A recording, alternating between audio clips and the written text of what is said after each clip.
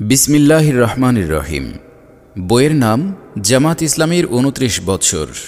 রচনায় সৈয়দ আবুল আলা মওদুদী, অনুবাদ আকরাম ফারুক, প্রকাশনায় বাংলাদেশ জামাত ইসলামী। কিছু কথা। জামাত ইসলামীর ২৯ বছর মূলত জামাত প্রতিষ্ঠাতা মৌলানা সৈয়দ আবুল আলা মওদুদী রহমতুল্লাহ আলাইয়ের প্রদত্ত একটি ভাষণ। ১৯৭০ সালের ২৬ আগস্ট তিনি এ ভাষণ প্রদান করেন। পাক ভারত বাংলাদেশ উপমহাদেশের চরম দুঃসময়ে কোন উদ্দেশ্য ও লক্ষ্যে জামাত ইসলামী গঠিত হয় তার এক নিখুঁত ইতিহাস বর্ণনা করেছেন জামাত প্রতিষ্ঠাতা। জামাত ইসলামী তথা ইসলামী আন্দোলনের ইতিহাস যারাই রচনা করতে থাকেন তাদের জন্যে প্রয়োজনীয় মাসআলা ও নির্ভরযোগ্য তথ্য সরবরাহ করে গেছেন সেই মহান শিল্পী নিজেই, যিনি তার বহুদিনের চিন্তা, গবেষণা ও সাধনালব্ধ জামাত নিজ হাতে রচনা করে গেছেন। বিংশ শতাব্দীর ইসলামী আন্দোলনের নিখুঁত ও নির্ভরযোগ্য তথ্য তার এ ভাষণ থেকেই লাভ করা যেতে পারে, যা পুস্তিকাকারে প্রকাশিত। শিল্পীর নিজের মুখে তার রচিত শিল্পের আদ্যোপান্ত ইতিহাস শুনতে যেমন ভালো লাগে, তেমনি তার প্রতি জন্মে শ্রদ্ধা ও দৃঢ় প্রত্যয়। এ কারণেই জামাত ইসলামীর ইতিহাস তার প্রতিষ্ঠাতার মুখে শুনতে ভালো লাগবে। এই ইতিহাস আন্দোলনের এক অদম্য প্রেরণা সৃষ্টি করবে হৃদয়ের গভীরে, এ আশা পোষণ করি আমরা এই ক্ষুদ্র গ্রন্থটির দ্বিতীয় সংস্করণ প্রকাশ করছি। অবশ্য এ কথা ঠিক যে এটা জামাত ইসলামীর বিস্তারিত ও বিশদ ইতিহাস নয়, এবং ২৯ বছরের ইতিহাস এত অল্প কথায় বলাও যায় না। তবে যে উত্তপ্ত ও নৈরাশ্যজনক পরিস্থিতিতে এ জামাতের জন্ম, তার যে দাবি ছিল এ ধরনের জামাত গঠনের, তা মৌলানার ভাষণে তথা এ গ্রন্থে অতি সুস্পষ্ট। জামাত ইসলামীর গঠনের পর প্রায় অর্ধ শতাব্দী অতিবাহিত হয়েছে এবং তার বিস্তারিত ইতিহাস হাজার হাজার পৃষ্ঠাব্যাপী লিপিবদ্ধ ও সংরক্ষিত আছে। মৌলানার ভাষণ তথা এ গ্রন্থখানি পাঠকের মনে শুধু বিস্তারিত ইতিহাস জানার আগ্রহই সৃষ্টি করবে না, আন্দোলনের সাথে একাত্মতা ঘোষণা করার প্রেরণাও সৃষ্টি করবে বলে আমরা মনে করি। আশা করি পাঠকবর্গ গ্রন্থখানি সেই আলোকেই পাঠ করবেন। আব্বাস আলী খান। সূচিপত্র। ভূমিকা: জামাত ইসলামীর ২৯ বছর, খেলাফত আন্দোলন, হিন্দু মুসলিম ঐক্য ও স্বরাজ আন্দোলন, শুদ্ধি আন্দোলন, শ্রদ্ধানন্দ হত্যা, মুসলমানদের পাশ্চাত্যমুখীনতা, দ্বিমুখী শিক্ষা ব্যবস্থার কুফল, রাজনৈতিক পরিস্থিতি, তর্জমানুল কোরআনের প্রকাশ, পাশ্চাত্য মানসিকতা অবসানের প্রচেষ্টা, কংগ্রেসের ভূমিকা, পাকিস্তান প্রস্তাব, জামাত ইসলামীর প্রতিষ্ঠা, জামাতে ইসলামীর লক্ষ্য, সাংগঠনিক মজবুতির আবশ্যকতা, জামাতে প্রাচীন ও আধুনিক শিক্ষিতদের অপূর্ব সমাবেশ, মাযহাব ও ফেরকা লক্ষ্য অর্জনের অন্তরায় নয়, ইসলামী চরিত্র গঠনের অমোঘ পন্থা, আমাদের নির্বাচন পদ্ধতি, সাংগঠনিক ত্রুটি দূরীকরণের পন্থা, আমাদের সিদ্ধান্ত গ্রহণ পদ্ধতি, রাষ্ট্র পরিচালনায় জামাত পূর্ণরূপে সমর্থ, অপপ্রচারকারীদের প্রতি চ্যালেঞ্জ, দেশ বিভাগের পর জামাতের কর্মসূচি, ইসলামী রাষ্ট্রের ৪টি মূলনীতি, একটি জঘন্য মিথ্যা ও নেতৃবৃন্দের গ্রেপ্তারি,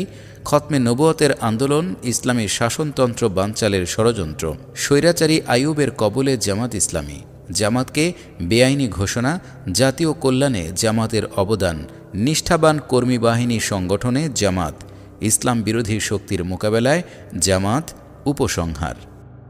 ভূমিকা: গত ২৬শে আগস্ট জামাত ইসলামীর রুকন, মুত্তাফিক ও শুভানুধ্যায়ীদের এক সমাবেশে আমি নিম্নলিখিত বক্তৃতা দেই। ইহা প্রায় ২৫ থেকে ৩০ জন ব্যক্তি টেপ রেকর্ড করে নেন এবং তাদেরই একটি টেপ রেকর্ডার থেকে এটা গ্রহণ করা হয়েছে। লিখিত রূপ দেয়া ছাড়া এর মূল বক্তব্যে অন্য কোনো রদবদল আমি করিনি। যেসব বিষয়ে আমি কোনো ব্যাখ্যা বিশ্লেষণের প্রয়োজন বোধ করেছি সেটা আমি পাদটিকায় লিখে দিয়েছি। বিশেষ পরিতাপের বিষয় হচ্ছে, কোনো কোনো পত্রিকা আমার এই বক্তব্য অত্যন্ত বিকৃত রূপে প্রকাশ করেছে, এমনকি আমি আদৌ বলিনি এমন সব কথাও রিপোর্টের অন্তর্ভুক্ত করেছে। আমাদের সাংবাদিকতা এত নিম্নস্তরে নেমে যাওয়া মোটেই গৌরবের কথা নয়। এখন এ ভাষণ ইনশাআল্লাহ সর্বসাধারণের নিকট পৌঁছে যাবে। ইচ্ছে করলে যে কেউ কোনো টেপ রেকর্ডারে একে মিলিয়ে দেখতে পারবেন এবং এক শ্রেণীর সাংবাদিক কীরূপ মিথ্যা প্রচার করে থাকে তাও উপলব্ধি করতে সক্ষম হবেন। আবুল আলা মওদুদী। পৃষ্ঠা ৭। বিসমিল্লাহির রহমানির রহিম। জামাত ইসলামীর ২৯ বছর। প্রিয় বন্ধুগণ এবং সমবেত ভদ্র মহোদয়গণ, আজ থেকে ঠিক ২৯ বছর আগে এ তারিখে একটি ক্ষুদ্র ঘটনা সংঘটিত হয়। লাহোর নগরীর একটি মহল্লা ইসলামিয়া পার্কে মাওলানা জাফর ইকবাল সাহেবের বাড়ির নিকটে একটি ছোট্ট বাড়ি। সে বাড়ির একটি কক্ষে এক সম্মেলন অনুষ্ঠিত হয়। এতে সমগ্র অবিভক্ত ভারত থেকে ৭৫ জন লোক অংশগ্রহণ করেন এবং তারা জামাত ইসলামী নামে একটি দল গঠন করেন। মূলত এটা কোনো আকস্মিক ঘটনা ছিল না। এটা এমন কোনো ঘটনাও ছিল না যে কোনো ব্যক্তির মনে হঠাৎ একটা দল গঠনের ইচ্ছে গজে উঠল আর সে অমনি কিছু লোক সংগ্রহ করে একটা দল খাড়া করে ফেলল। প্রকৃতপক্ষে এ ছিল আমার দীর্ঘ ২২ বছরের অবিশ্রান্ত পরীক্ষা নিরীক্ষা, পর্যবেক্ষণ, চিন্তা, গবেষণা ও অনুশীলনের ফল, যা তখন একটা পরিকল্পনার রূপ পরিগ্রহ করে এবং সে পরিকল্পনা অনুসারেই জামাত ইসলামী গঠিত হয়। আজ প্রথমবারের মতো আমি জামাত ইসলামীর ঐতিহাসিক পটভূমি বর্ণনা করছি, যা আজ পর্যন্ত কোনো বক্তৃতায় বা রচনায় বর্ণনা করিনি। আমার নিকটতম সাথীদের নিকটও আমি শুধুমাত্র এর ছিটে ফোটাই উল্লেখ করেছি, কিন্তু একটি সংঘবদ্ধ ইতিহাসের আকারে এটি পেশ করার কোনো সুযোগই এযাবৎ হয়ে ওঠেনি। পাছে এই ইতিহাস আমার সাথে সাথে কবরে চলে যায়, সে আশঙ্কায় আজ আমি তা বর্ণনা করার প্রয়োজন বোধ করছি। অন্যথায় আমার যে অভিজ্ঞতা ও চিন্তা গবেষণার ফলে জামাত ইসলামের মতো দল গঠনের পরিকল্পনা জন্মলাভ করেছিল তা জনগণের অজানাই থেকে যেত। খেলাফত আন্দোলন। আমি যখন কৈশোরে পদার্পণ করি তখন পাক ভারত উপমহাদেশে চলছিল এক বিরাট আন্দোলন। একদিকে মুসলমানগণ প্রথম মহাযুদ্ধের অবসানে পুণ্যভূমিসহ ও ইসলামী খেলাফতের রক্ষণাবেক্ষণের জন্য জানমাল উৎসর্গ করতে উদ্গ্রীব হয়ে উঠেছিল। পৃষ্ঠা ৮। তৎকালীন খেলাফত ভালোমন্দ মিলিয়ে যে আকারে কায়েম ছিল সেভাবেই তা রক্ষা করতে হবে এবং পবিত্র স্থানসমূহকে কাফেরদের আধিপত্যমুক্ত করতে হবে। এ ছিল তাদের দুর্দম সংকল্প। এ ছিল একটি পবিত্র ধর্মীয় আবেগ যা সমগ্র মুসলিম জাতিকে উদ্বেলিত ও আন্দোলন মুখর করে তোলে। অপরদিকে জালিয়ানওয়ালাবাগের নৃশংস হত্যাকাণ্ড সারা ভারতে আগুন জ্বালিয়ে দেয়। সারা ভারত ইংরেজদের হাত থেকে দেশকে মুক্ত করার অদম্য প্রেরণায় উদ্দীপ্ত হয়ে ওঠে এবং হিন্দু ও মুসলমানরা ঐক্যবদ্ধ হয়ে ইংরেজ বিরোধী সংগ্রাম শুরু করে। মুসলমানদের মনে খেলাফত রক্ষার প্রেরণা প্রাধান্য লাভ করে আর এর নেতৃত্ব দিচ্ছিল খেলাফত আন্দোলন। হিন্দুদের মনে ছিল স্বাধীনতা অর্জনের আগ্রহ এবং তারা কংগ্রেসের নেতৃত্বাধীনে তা অর্জনের জন্য ছিল সংগ্রাম মুখর। উভয় জাতি গান্ধীজিকে সম্মিলিতভাবে নেতা মেনে নিয়ে অসহযোগ আন্দোলন শুরু করে এবং মুসলিম জাতির কয়েকজন নেতা ব্যতীত তখন সমস্ত শীর্ষস্থানীয় মুসলিম নেতাই এ আন্দোলনে অংশগ্রহণ করেন। আমি তখন ১৬-১৭ বছরের নবীন যুবক মাত্র। স্বভাবতই আমার মনে নিজ জাতির নেতৃবৃন্দের ওপর অগাধ আস্থা ছিল এবং তা থাকার কথাও। প্রত্যেক মুসলমানের মতো আমারও এজন্য মনে দুঃখ হতো যে মুসলমানদের একটিমাত্র স্বাধীন সাম্রাজ্য অবশিষ্ট ছিল, অর্থাৎ তুর্কি সাম্রাজ্য, তাও তখন অবলুপ্ত হয়ে যাচ্ছে। খেলাফত যে অবস্থায় থাকুক না কেন তা তখনও দুনিয়ার মুসলমানদের ঐক্যবদ্ধ করতে পারত, অথচ তাও লুপ্ত হতে যাচ্ছিল এবং মুসলমানদের সমস্ত পবিত্র স্থানের স্বাধীনতা বিপন্ন মনে হচ্ছিল। এ সম্পর্কে সমগ্র জাতির যেরূপ মনোভাব ছিল, একজন মুসলমান হিসেবে আমারও তদ্রূপ ছিল। তাই আমিও খেলাফত আন্দোলনে একজন সাধারণ কর্মী হিসেবে যোগদান করি। কিন্তু প্রথম থেকেই আমার অভ্যাস ছিল যে বিষয়েরই সংস্পর্শে আমি গিয়েছি বা যে বিষয়ের প্রতি আমার মনোযোগ আকৃষ্ট হয়েছে, আমি সে বিষয়ে যথাসম্ভব অধিক পরিমাণে জ্ঞান ও তথ্য অর্জনের চেষ্টা করেছি, যাতে করে বিষয়টি ভালোভাবে হৃদয়ঙ্গম করতে পারি। এ অভ্যাসের অনুবর্তী হয়ে আমি খেলাফত সম্পর্কে ব্যাপক অধ্যয়ন করি এবং এ থেকে আমি জানতে পারি যে তুর্কি জাতির মধ্যে যে নেতৃত্ব সক্রিয় ছিল তা তুর্কি জাতীয়তাবাদের ভিত্তিতে গড়ে উঠেছিল, আর তুর্কি যুবকরা পাশ্চাত্য জাতি থেকে যে ধর্মনিরপেক্ষতার বীজ বহন করে এনেছিল তা দ্বারা এ নেতৃত্বের মেজাজ ও প্রকৃতি সংক্রমিত হয়েছিল। পৃষ্ঠা ৯। এ অধ্যয়ন থেকে আমি এ কথাও জানতে পেরেছিলাম যে ইসলামের শত্রুরা তুর্কি জাতীয়তাবাদের জবাবে আরবদের মধ্যে আরব জাতীয়তাবাদের এক দুর্বার আন্দোলন জাগিয়ে তুলেছিল, যার ফলে প্রথম মহাযুদ্ধে আরব ও তুর্কি মুসলমান সম্মিলিতভাবে যুদ্ধে অংশগ্রহণ করার পরিবর্তে পরস্পরের বিরুদ্ধে খড়গহস্ত হয়েছিল।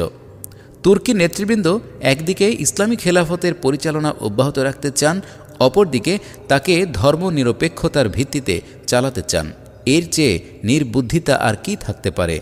তুর্কি নেতৃবৃন্দ তাদের সাম্রাজ্যকে তুর্কি জাতীয়তাবাদের ভিত্তিতে চালাতে গিয়েও চরম নির্বুদ্ধিতার পরিচয় দেন, কেননা এ সাম্রাজ্য আরব, কুর্দ এবং অন্যান্য বহু অতুর্কি মুসলমানও বসবাস করত, যারা ইসলামী খেলাফতের অনুগত হতে পারত, কিন্তু তুর্কি সাম্রাজ্যের প্রতি আনুগত্য প্রদর্শন করতে প্রস্তুত হতো না। অন্যদিকে ইহুদি ও খ্রিস্টানদের প্রবঞ্চনায় পড়ে যে আরব নেতৃবৃন্দ তুর্কি জাতীয়তাবাদের মোকাবেলায় আরব জাতীয়তাবাদের ধোঁয়া তুলেছিল, তারাও অমার্জনীয় বোকামির পরিচয় দিয়েছিল। এই ইতিহাস যখন আমি জানতে পারলাম, তখন আমার মনে নানা প্রশ্নের উদ্ভব হলো। ভাবলাম, যে খিলাফতের রক্ষণাবেক্ষণের জন্য ভারতের মুসলমানরা নিজেদের যথা সর্বস্ব বিসর্জন দিতে বসেছে, তার আদৌ কোনো ভিত্তিই নেই। আমাদের গোটা জাতি এমন একটি বৈদেশিক সমস্যা নিয়ে সংগ্রাম শুরু করে দিয়েছে যা আমাদের আয়ত্তের বাইরে। ধর্মনিরপেক্ষতাবাদী তুর্কিরা যদি নিজ হাতেই ইসলামী খেলাফতের অবসান ঘটায়, তাহলে আমাদের আন্দোলনের কী দশা হবে? কিন্তু এসব প্রশ্ন সত্ত্বেও যেহেতু আমি একজন তরুণ মাত্র ছিলাম, তাই আমার মগজে এরূপ চিন্তা করার মতো দুঃসাহস ছিল না যে আমাদের জাতির বড় বড় নেতাগণ যা বুঝেন না, আমি তা বুঝি। তাই ওসব প্রশ্ন মনের মধ্যে চেপে রেখেই আমি খিলাফত আন্দোলনের কাজ করতে থাকি। হিন্দু মুসলিম ঐক্য ও স্বরাজ আন্দোলন। এমনিভাবে যখন হিন্দু মুসলিম ঐক্য স্থাপিত হলো, কংগ্রেসের সাথে মিলিত হয়ে মুসলমানরা কাজ শুরু করল এবং চারদিক থেকে স্বরাজের আওয়াজ উঠতে থাকলো, তখন আমি এ ব্যাপারেও অনেক চিন্তা, গবেষণা ও পড়াশোনা করলাম। কংগ্রেসের ইতিহাস পড়লাম, তার উদ্দেশ্য লক্ষ্যের সাথে পরিচিত হলাম। ভারতে যে পন্থায় গণতন্ত্রের বিকাশ হয়ে আসছিল এবং কংগ্রেস যে পন্থায় তাকে পূর্ণতার রূপ দিতে চাইছিল, তা অনুধাবন করার চেষ্টা করলাম। আমি বুঝতে পারলাম যে ইংরেজরা ভারতে এসে নিজ দেশের অনুকরণে এদেশের অধিবাসীদেরকেও এক জাতি মনে করে নিয়েছে, আর সে অনুসারে তারা নিজ দেশের রীতি অনুযায়ী এ দেশে গণতান্ত্রিক ব্যবস্থার প্রবর্তন করতে চাচ্ছে। পৃষ্ঠা 10। হিন্দুদের জন্য এটা ছিল সবচেয়ে বেশি লাভজনক ব্যাপার, কেননা তারা ছিল সংখ্যাগুরু।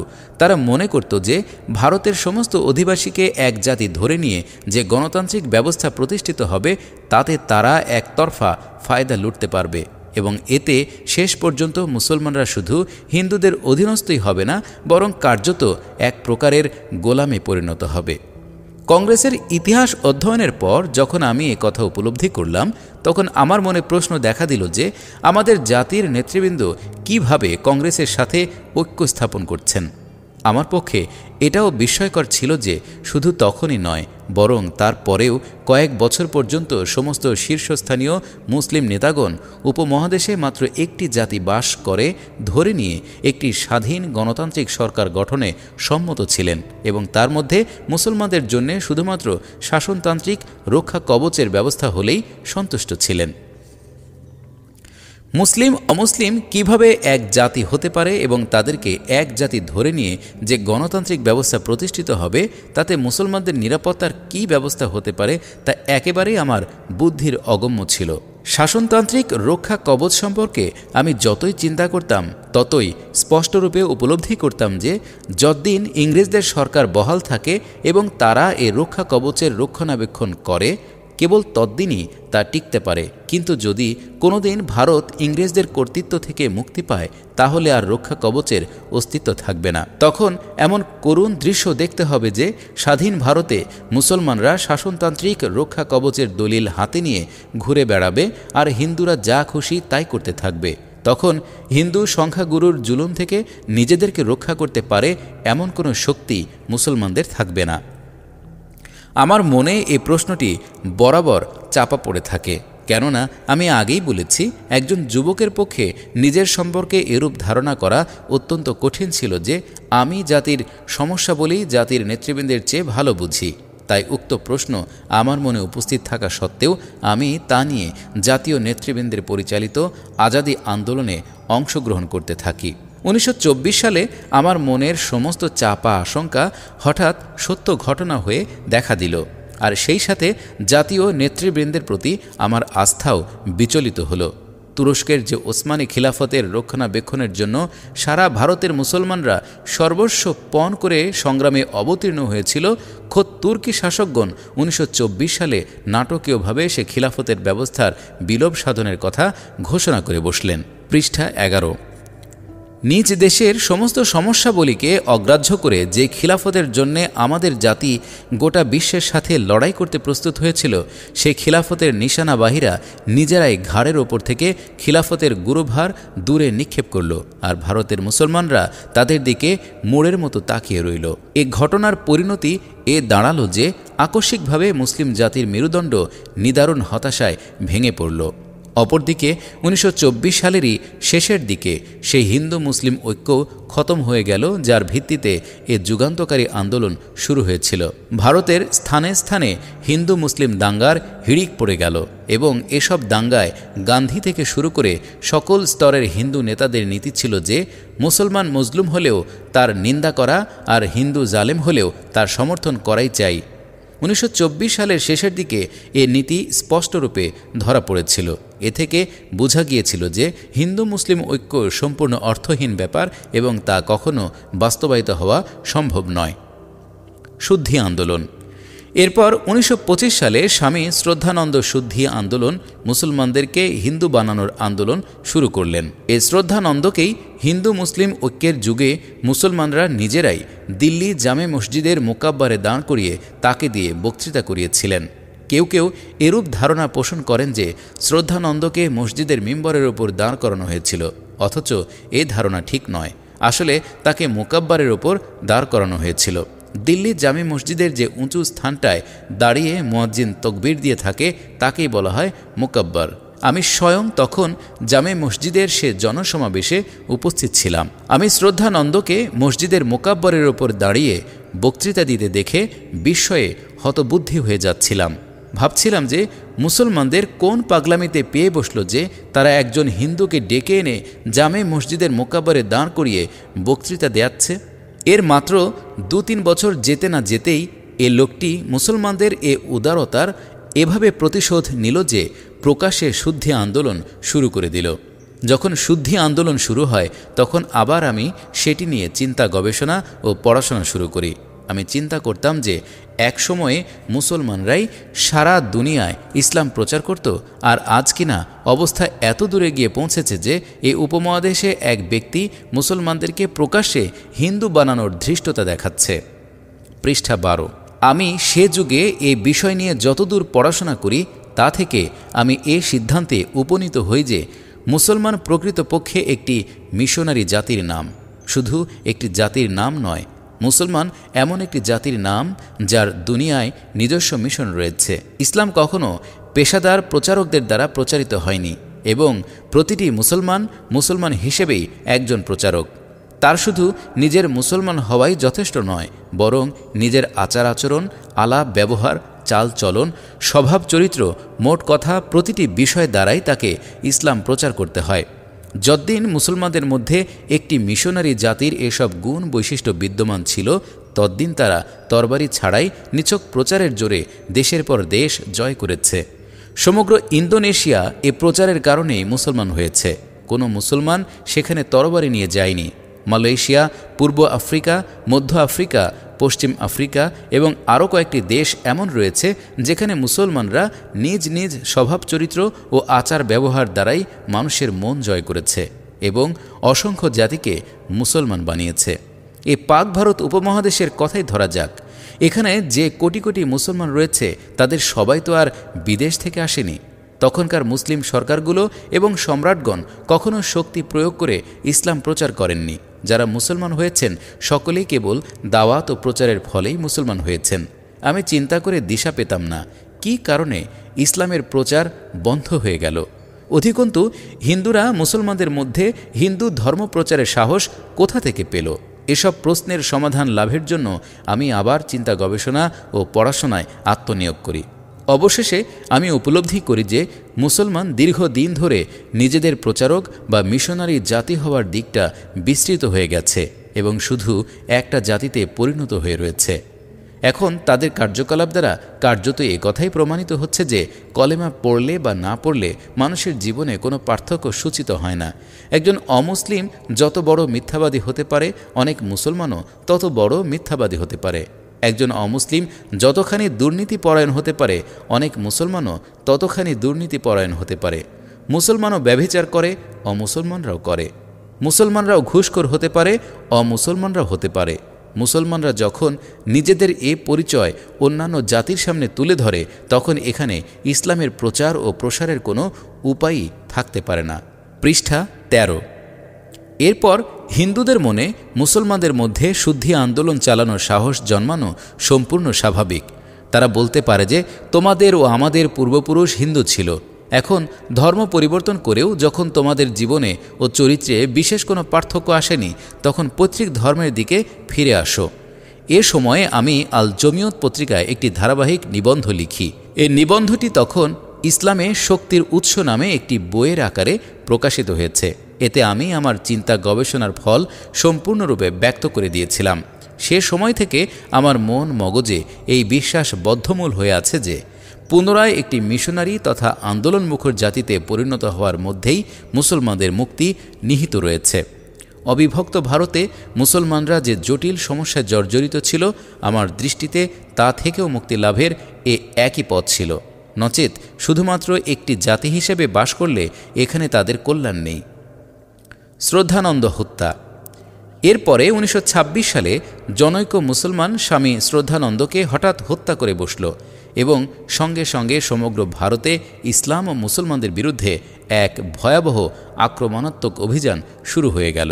গান্ধীজি পর্যন্ত চেঁচিয়ে উঠলেন যে ইসলাম হচ্ছে তরবারি ও হিংসার ধর্ম।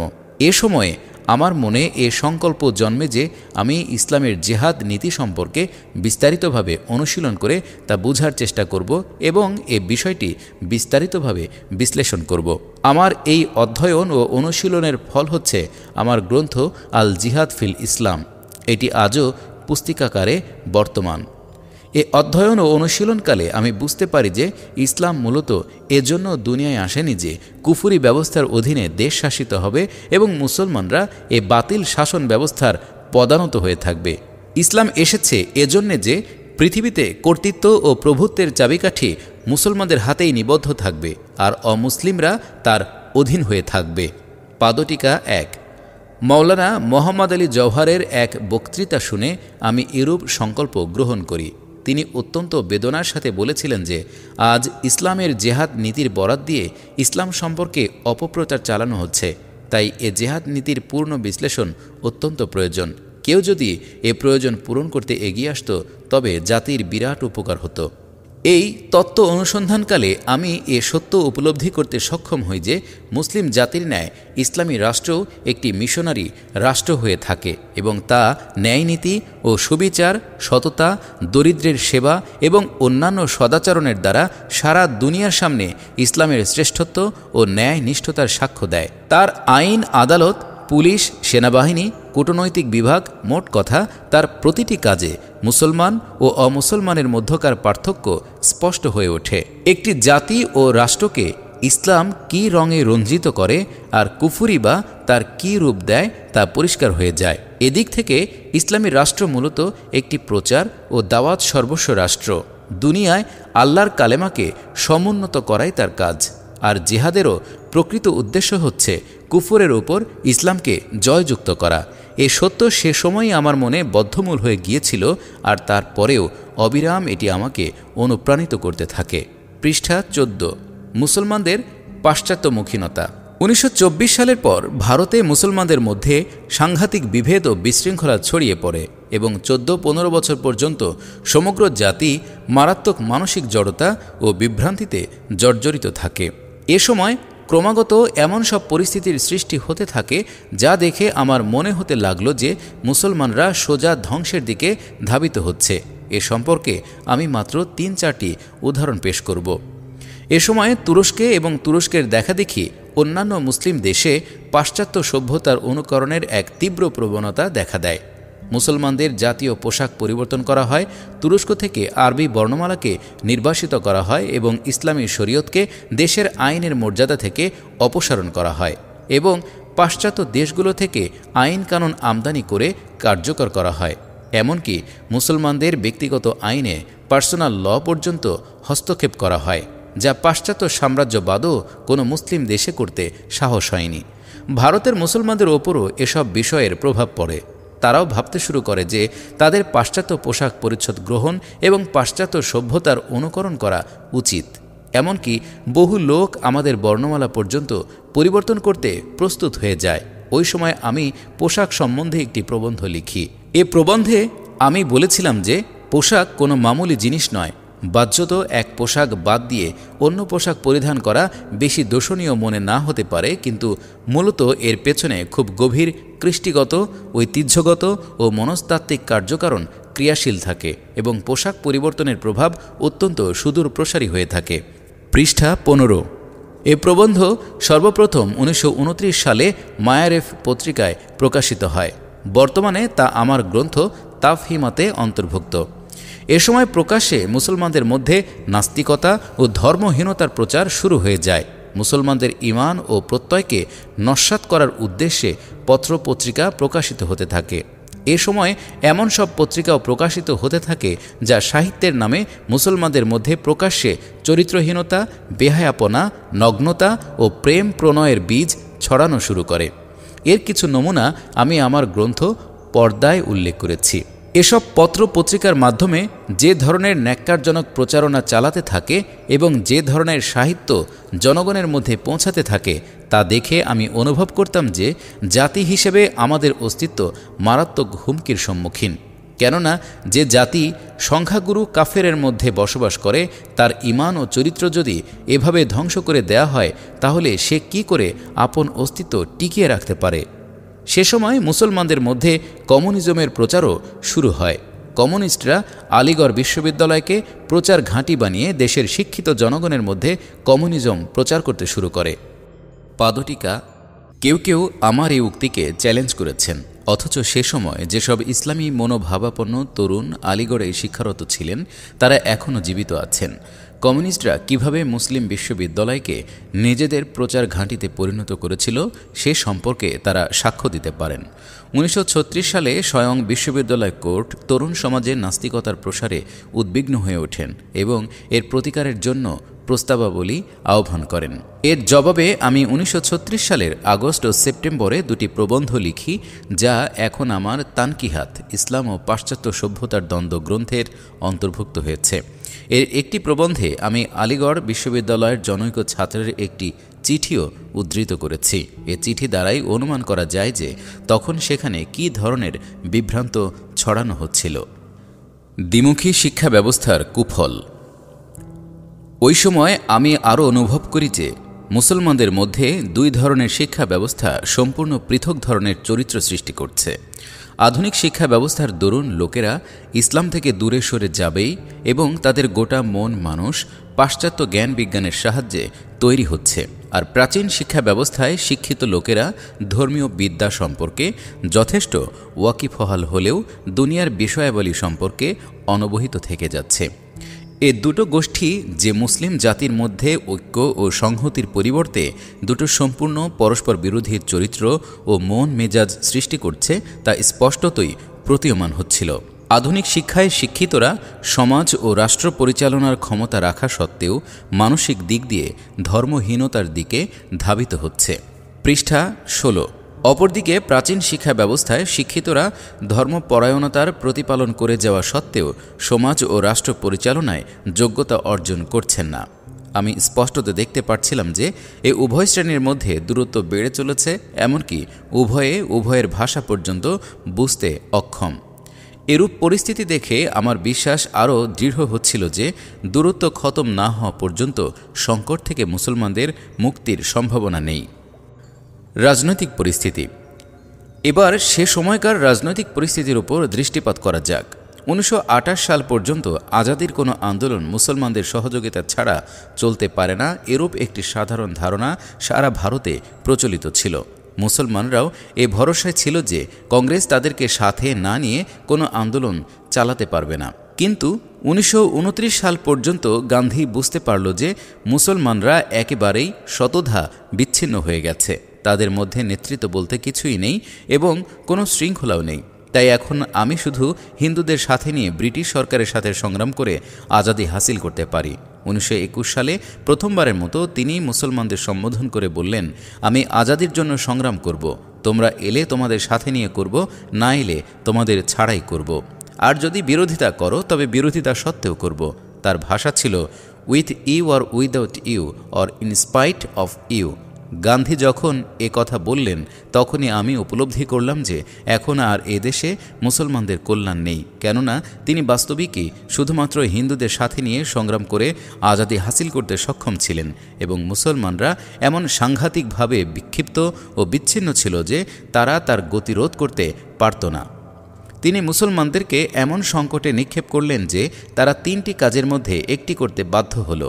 হয় তারা শর্তহীনভাবে হিন্দু নেতৃত্ব মেনে নিয়ে হিন্দু রাজ কায়েম করতে প্রস্তুত হবে, অথবা নীরব দর্শক হয়ে তার ভাগ্য নির্ধারিত হওয়ার দৃশ্য দেখবে, অন্যথায় বিরোধিতা করে ব্রিটিশ শাসনের তল্পি বাহনের অপবাদ মাথায় পেতে নেবে। দুর্ভাগ্যবশত সে সময় মুসলমানদের তিনটি গোষ্ঠী এ তিনটি পথই গ্রহণ করল এবং সমগ্র জাতি ঐক্যবদ্ধ হয়ে কোনো এক নেতৃত্বের অধীনে এক পথ অবলম্বন করতে পারল না। আমি সে ভয়াবহ পরিস্থিতি স্বচক্ষে দেখছিলাম এবং তার পরিণতি কী হবে তাও বুঝতে পারছিলাম, কিন্তু তখন এর মোকাবেলায় কিছু করতে পারি এমন অবস্থা আমার ছিল না। পৃষ্ঠা 17। নিজের অসহায়তার ওপর বিলাপ করা ছাড়া আমার সামনে অন্য কোনো পথ খোলা ছিল না। তর্জমানুল কোরআনের প্রকাশ। এ সময় আমি দিল্লি থেকে হায়দ্রাবাদে দাক্ষিণাত্যে স্থানান্তরিত হই। সেখানে মুসলমানদের একটি বিরাট রাজ্য কায়েম ছিল। এ রাজ্য আয়তন, লোকসংখ্যা ও আর্থিক সচ্ছলতার দিক দিয়ে দুনিয়ার কোনো কোনো স্বাধীন রাষ্ট্রের চাইতেও বৃহৎ ছিল। এর শাসক ছিল মুসলমান। মুসলমানদের শীর্ষস্থানীয় ব্যক্তিগণ এখানে অবস্থান করতেন এবং একটি বিরাট সাম্রাজ্য পরিচালনা করতেন। এর উপায় উপকরণ শুধু হায়দ্রাবাদের লোকদেরই নয়, বরং এর বাইরেও ভারতীয় মুসলমানদের শক্তির উৎস ছিল। হায়দ্রাবাদ রাজ্য বিশ্ববিখ্যাত ওসমানিয়া বিশ্ববিদ্যালয় কায়েম করে উর্দু ভাষাকে সকল বিষয়ে উচ্চশিক্ষার মাধ্যম বানিয়ে দেখিয়ে দিয়েছিল। সেখানে পৌঁছে মুসলমানরা গৌরব বোধ করত যে ভারতে এমন একটি ভূখণ্ড রয়েছে যেখানে মুসলমানরা একটি বিশাল সাম্রাজ্য পরিচালনা করছে। কিন্তু বাহ্যত এ চমকপ্রদ যবনিকার অন্তরালে দৃষ্টি দিয়ে আমি দেখতে পেলাম নিজামের বিশাল সাম্রাজ্য বালুর সৌধ ছাড়া কিছু নয়। হায়দ্রাবাদ রাজ্যে মুসলমানদের লোকসংখ্যা ছিল মাত্র শতকরা 15 ভাগ, বাদবাকি 85 ভাগই ছিল হিন্দু। শুধুমাত্র সরকারি চাকরি ও পদসমূহই ছিল মুসলমানদের একমাত্র সহায়। ব্যবসা বাণিজ্য, শিল্প কারখানা সবই হিন্দুদের কুক্ষিগত ছিল। মুসলিম জনসংখ্যা শহরে কেন্দ্রীভূত ছিল, গ্রামে মুসলমানদের সংখ্যা ছিল অতি নগণ্য। আমি বুঝতে পারলাম যে আজাদি আন্দোলন সারা ভারতে চলছে তার স্রোত যখন হায়দ্রাবাদে এসে পৌঁছাবে তখন নিজামের সাম্রাজ্যের এ বিশাল সৌধ মাত্র এক ধাক্কায় ভূমিসাৎ হবে। আমি সেখানকার কতিপয় প্রভাবশালী ব্যক্তির সাথে সাক্ষাৎ করে অনুরোধ করলাম যে আপনারা এখানে মুসলমানদের সংখ্যা বৃদ্ধির জন্য ইসলাম প্রচারের একটা ব্যবস্থা করুন। কিন্তু আমার মনে হলো যেন নিজামের সরকার একটা নেশার বস্তুতে পরিণত হয়েছে এবং তা খেয়ে মুসলমানরা অলসতায় মত্ত হয়ে আছে। তাদের যত চিন্তা কেবল নিজামের সরকারকে কোনো মতে ঘাপটে ধরে বাঁচানো যায় কিনা তাই নিয়ে, কিন্তু কিভাবে তার ভিত্তি মজবুত হবে সে চিন্তা কারো মগজেই ছিল না। একমাত্র ইসলাম প্রচার দ্বারা তার ভিত্তি মজবুত করা সম্ভব ছিল, কিন্তু সেদিকে কেউ ভ্রুক্ষেপ করল না। এই পরিস্থিতিতেই আমি হায়দ্রাবাদ থেকে 1932 সালে মাসিক তর্জমানুল কোরআন প্রকাশ করা শুরু করি। পৃষ্ঠা 18। পাশ্চাত্য মানসিকতা অবসানের প্রচেষ্টা। সে সময়ে আমি যে কর্মসূচি গ্রহণ করেছিলাম তা হচ্ছে সর্বপ্রথম মুসলমানদের মেধাবী ও প্রতিভাবান শ্রেণীর মন মগজ থেকে পাশ্চাত্য সভ্যতা ও চিন্তাধারার প্রভাব ঘুচাতে হবে। ইসলামের যে নিজস্ব জীবন পদ্ধতি, কৃষ্টি, সভ্যতা, অর্থনীতি, রাষ্ট্র ব্যবস্থা, চিন্তা পদ্ধতি ও শিক্ষানীতি রয়েছে এবং তা যে পাশ্চাত্য সভ্যতা এবং তার সংশ্লিষ্ট বিষয়াবলীর চাইতে সব দিক দিয়ে শ্রেষ্ঠ, এ কথা তাদের মন মগজে বদ্ধমূল করতে হবে। কৃষ্টি ও সভ্যতার ক্ষেত্রে কারোর কাছ থেকে কোনো ভিক্ষা গ্রহণের প্রয়োজন থাকতে পারে এমন ধারণা তাদের মস্তিষ্ক থেকে দূর করতে হবে। তাদের বোঝাতে হবে যে তোমাদের কাছে তোমাদের নিজস্ব একটি পূর্ণাঙ্গ জীবন ব্যবস্থা রয়েছে যা দুনিয়ার সকল মত, পথ ও জীবন ব্যবস্থার চাইতে শ্রেষ্ঠ। পাশ্চাত্যের যে জীবন ব্যবস্থার রূপ দেখে তাদের চোখ ঝলসে গেছে, তার প্রতিটি দিক কত ত্রুটিপূর্ণ এবং কুৎসিত তা ব্যাপক সমালোচনা দ্বারা তাদেরকে বুঝিয়ে দিতে হবে। এ কাজ সম্পাদন করতে করতে কয়েক বছর অতিবাহিত হয়ে গেল। 1937 সালে আমাকে একবার হায়দ্রাবাদ থেকে দিল্লি সফর করতে হলো। এ সফরের সময় আমি উপলব্ধি করতে সক্ষম হই যে ভারতের 6টি প্রদেশে কংগ্রেসের সরকার কায়েম হবার পর থেকে মুসলমানদের মধ্যে সুস্পষ্ট পরাজয়ের মনোভাব ফুটে উঠেছে। দিল্লি থেকে যখন আমি হায়দ্রাবাদ ফিরে যাচ্ছিলাম তখন ট্রেনের যে বগিতে আমি যাচ্ছিলাম, ঘটনাক্রমে বিখ্যাত হিন্দু নেতা ডক্টর খারে ও সেই বগিতেই সফর করছিলেন। ওই বগিতে বহু মুসলমানও ছিল। আমি লক্ষ্য করলাম যে একটি পরাধীন জাতির লোকেরা শাসক জাতির লোকদের সাথে যেভাবে কথোপকথন করে ঠিক সেভাবে মুসলমানরা ডক্টর খারের সাথে কথোপকথন করছিল। এ দৃশ্য আমার জন্য ছিল অসহনীয়। বিশ্বাস করুন, হায়দ্রাবাদে পৌঁছে কয়েক রাত্র পর্যন্ত আমি ঘুমোতে পারিনি। মনে মনে বলতে লাগলাম, হে খোদা, এই দেশে মুসলমানদের কি দুর্দশা হতে যাচ্ছে। যা হোক, এই অভিজ্ঞতার আলোকে আমি তখন মুসলমান আওর মৌজুদা সিয়াসি কাশমকাশ অর্থাৎ রাজনৈতিক সংঘাতের কবলে মুসলমান বইয়ের প্রথম খণ্ড রচনা করি। পাদটিকা। এখানে উল্লেখযোগ্য যে আমি 1937 সালের সেপ্টেম্বর মাসে পুনরায় উত্তর ভারত সফর করি এবং এ সময় লাহোরে মরহুম আল্লামা ইকবালের সাথে আমার সাক্ষাৎ হয়। তিনি আমাকে হায়দ্রাবাদ থেকে পাঞ্জাবে স্থানান্তরিত হবার পরামর্শ দেন। তার মতে আমার অভীষ্ট কাজ সম্পন্ন করার সুযোগ হায়দ্রাবাদে ক্রমশ কমে যাবে এবং তার জন্য পাঞ্জাবি সবচাইতে বেশি উপযোগী হবে। তার পরামর্শ আমার মন মতো হয় এবং অবিলম্বে তা কার্যকরী করার সিদ্ধান্ত গ্রহণ করি। 1938 সালের মার্চ মাসে আমি চিরতরে হায়দ্রাবাদ ত্যাগ করে পাঞ্জাবে চলে আসি। এখানে এসে প্রথমে আমি সিদ্ধান্ত করি যে প্রাচীন ও আধুনিক শিক্ষিত মেধাবী যুবকদেরকে এক জায়গায় রেখে নৈতিক ও বুদ্ধিবৃত্তিক পর্যায়ে সমাজে নতুন নেতৃত্ব দানের উপযুক্ত করে গড়ে তোলার জন্য একটি প্রতিষ্ঠান স্থাপন করব। কিন্তু পরবর্তী পরিস্থিতি আমাকে সেই স্কিম পরিবর্তন করতে বাধ্য করে। পৃষ্ঠা 19। কংগ্রেসের ভূমিকা। 1938 সালে আমি লক্ষ্য করলাম যে কংগ্রেস 1929 সালে যে নীতি ঘোষণা করেছিল, অর্থাৎ মুসলমানরা আসতে চায় আসুক, নতুবা আমরা নিজেরাই আজাদী সংগ্রাম চালাবো, সে নীতি থেকে সে হঠাৎ এক পা সম্মুখে অগ্রসর হলো। এরপর যে নতুন নীতি গ্রহণ করা হলো তা হচ্ছে মুসলমানদের সাথে ব্যক্তিগত যোগাযোগ স্থাপন করে কংগ্রেসে ভর্তি করতে হবে এবং মুসলমানদের কোনো দলের সাথে দলগতভাবে কোনো আলোচনাই করা হবে না। এ উদ্দেশ্যে মুসলিম গণসংযোগ, মুসলিম ম্যাস কন্ট্যাক্ট অভিযান শুরু করা হয়। মুসলিম কমিউনিস্টরাই ছিল এ অভিযানের আসল কর্মী। পরিতাপের বিষয় হচ্ছে যে এ কাজে আলেমদের একটি গোষ্ঠীও কংগ্রেসের সাহায্য করতে থাকে। আলেমদের এই গোষ্ঠীর মত ছিল যে হিন্দু ও মুসলমান মিলে এক জাতি গঠন করতে পারে এবং সে এক জাতি এমন একটা গণতান্ত্রিক শাসন ব্যবস্থার অধীনে জীবনযাপন করতে পারে যাতে সংখ্যাগুরুরা চূড়ান্ত ফয়সালা করার অধিকারী হবে। এই অবস্থা দেখে আমি 1938 সালে মুসলমান আওয়ার মৌজুদা সিয়াসি কাশমাকাশ দ্বিতীয় খণ্ড এবং মাস আলায়ে কওমিয়াত, ইসলাম ও জাতীয়তাবাদ নামক গ্রন্থদ্বয় রচনা করি। এ সময় আমার সর্বপ্রধান লক্ষ্য দাঁড়িয়েছিল যে মুসলমানরা যাতে কোনো প্রকারেই তাদের জাতীয় স্বাতন্ত্র্য বিস্তৃত না হয় এবং অমুসলিম জাতির মধ্যে বিলীন হয়ে না যায় তার ব্যবস্থা করতে হবে। এদেশে যদি ইসলামকে বিজয়ী করে তোলা কারোর লক্ষ্য হয় তাহলে তার সঠিক চিন্তাধারা এ হওয়াই স্বাভাবিক যে আমার কাছে আগে থেকে যে মূলধন রয়েছে তা যেন নষ্ট না হয়, উপরন্তু আমি যেন অধিক মূলধন অর্জন করতে সচেষ্ট হতে পারি। যারা আগে থেকে কালেমায়ে তাইয়েবায় বিশ্বাসী এবং নিজেদেরকে মুসলমান বলে পরিচয় দেয় তারা যেন হাতছাড়া না হয়ে যায়, এ চিন্তাই আমাদের সর্বাগ্রে করা উচিত। অন্যদেরকে মুসলমান বানাবার কথা আমরা এর পরে চিন্তা করতে পারি। সুতরাং মুসলমানরা যেন অমুসলিম জাতির মধ্যে বিলীন না হয়ে যায়, তাদের মধ্যে যেন স্বতন্ত্র জাতীয়তার অনুভূতি জাগ্রত থাকে এবং তারা যেন উপলব্ধি করতে পারে যে তাদের অন্য জাতির সাথে মিলিত হওয়া মোটেই সম্ভব নয়। তজ্জন্য আমি পূর্ণ শক্তি দিয়ে চেষ্টা শুরু করি। পৃষ্ঠা ২০। পাকিস্তান প্রস্তাব। এরপর এলো ১৯৩৯ সাল ও তার পরবর্তী যুগ। তখন মুসলিম লীগের আন্দোলন অত্যন্ত জোরদার হয়ে উঠেছিল। এ সময় পাকিস্তান আন্দোলনের সূচনা হতে থাকে এবং ১৯৪০ সালে তা পাকিস্তান প্রস্তাবের রূপ পরিগ্রহ করে। এ সময় আমার নিকট যে কাজ অত্যধিক গুরুত্বপূর্ণ ছিল তা হল মুসলমানদেরকে এ ব্যাপারে সচেতন করে তোলা যে তারা অন্যান্য জাতির মতো নিছক একটি জাতিমাত্র নয় এবং একটি জাতীয় রাষ্ট্র কায়েম করাই তাদের একমাত্র উদ্দেশ্য হতে পারে না, বরং তাদের উদ্দেশ্য হওয়া উচিত একটি ইসলামী রাষ্ট্র কায়েম করা।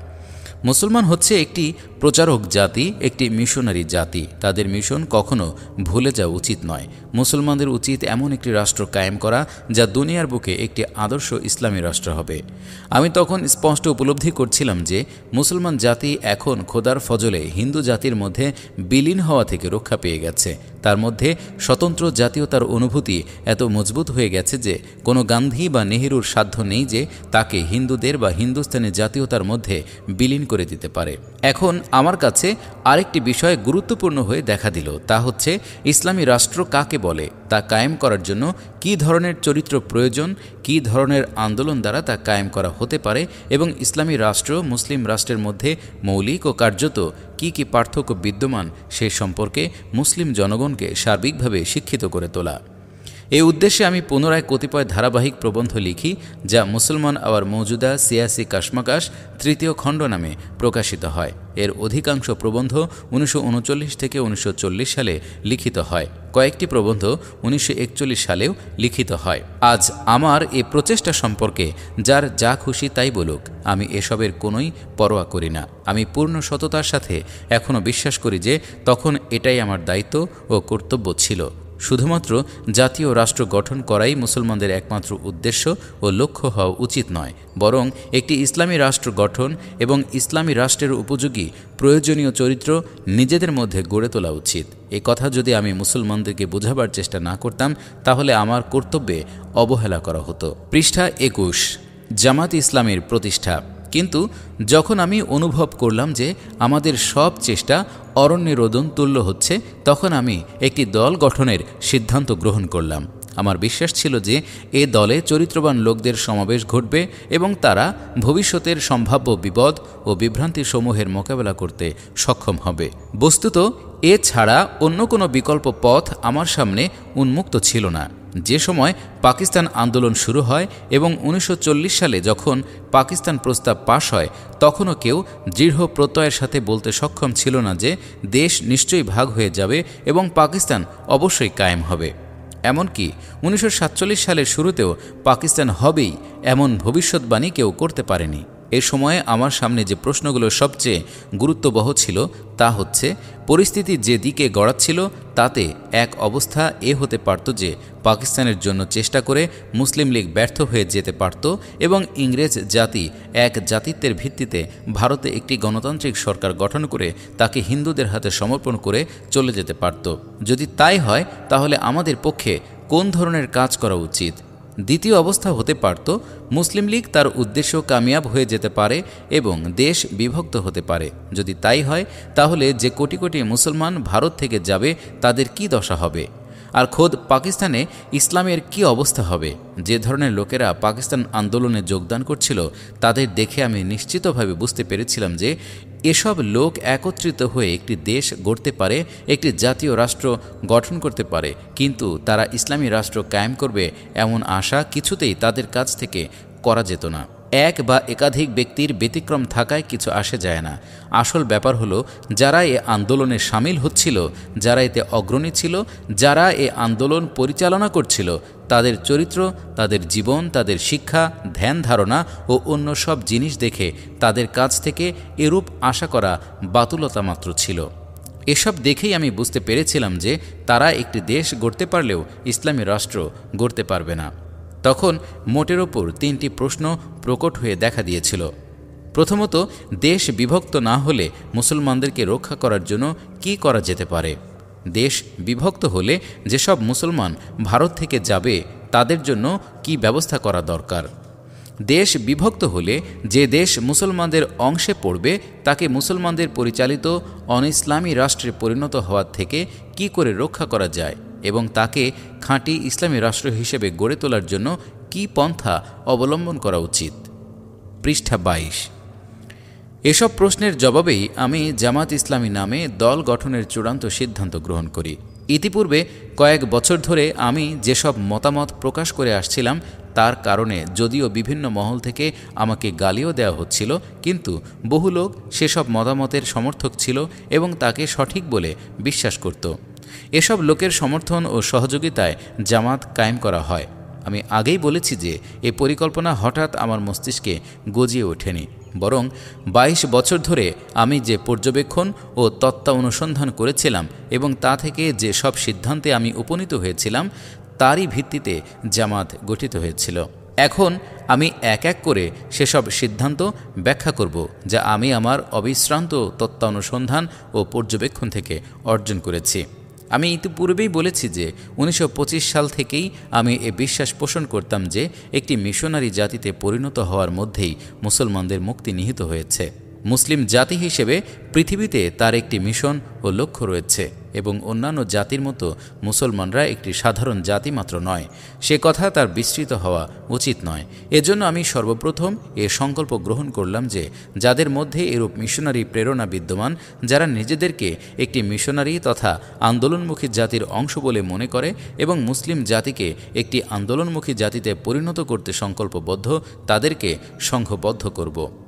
পাদটিকা। আমার মতে তখনকার ভারতের মুসলমানদের সমস্যাবলীর এটাই ছিল প্রকৃত সমাধান।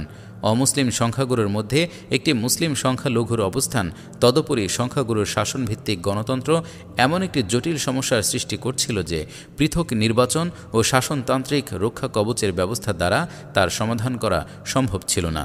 অপরদিকে জাতীয় সত্তার রক্ষণাবেক্ষণের জন্য মুসলমানরা লড়াই করে জয়লাভ করতে পারত না। সুতরাং এর একমাত্র সঠিক সমাধান হচ্ছে মুসলমানদের মধ্যে মিশনারির সুলভ গুণাবলীর সৃষ্টি করা। এটি সেদিনও একমাত্র সমাধান ছিল আর আজও একমাত্র সমাধান। এ কর্মপন্থার বদৌলতেই উপমহাদেশে ইতিপূর্বে কোটি কোটি অমুসলিম ইসলাম গ্রহণ করেছে এবং এরই বদৌলতে উপমহাদেশে এমন দুটো ভূখণ্ডের সৃষ্টি হয়েছে মুসলিম সংখ্যাগরিষ্ঠতার দরুন, যা পাকিস্তানের রূপ পরিগ্রহ করেছে। পৃষ্ঠা ২৩। জামাত ইসলামের লক্ষ্য।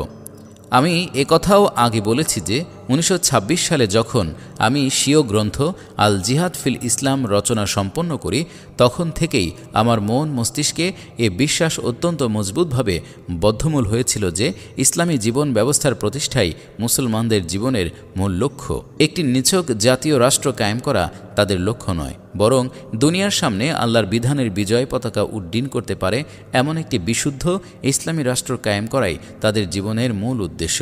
কৃষ্টি ও সংস্কৃতি, সমাজ ব্যবস্থা, অর্থব্যবস্থা ও নৈতিক পরিবেশ যেখানে খাঁটি ইসলামের ভিত্তিতে গড়ে উঠবে, যার আইন আদালত, ফৌজ, পুলিশ ও দূতাবাস পৃথিবীর সামনে ইসলামের আদর্শ তুলে ধরবে, সে ইসলামী রাষ্ট্র কায়েম করাই প্রত্যেক মুসলমানের জীবনের প্রকৃত লক্ষ্য। এরূপ একটি ইসলামী রাষ্ট্র কায়েম হলে ইসলাম ও কুফরের মধ্যে কী পার্থক্য এবং ইসলাম সর্বদিক দিয়ে সকল মানবরচিত সভ্যতা ও মতবাদের চাইতে কত উচ্চ ও উৎকৃষ্ট তা জগৎবাসী সহজেই উপলব্ধি করতে পারবে। মুসলমানদের এই উদ্দেশ্য ও লক্ষ্যকেই আমরা জামাত ইসলামের উদ্দেশ্য ও লক্ষ্য নির্ধারণ করেছি। ইসলামের পরিভাষায় একে বলা হয় ইকামতে দ্বীন বা আল্লাহর বিধানের বাস্তবায়ন।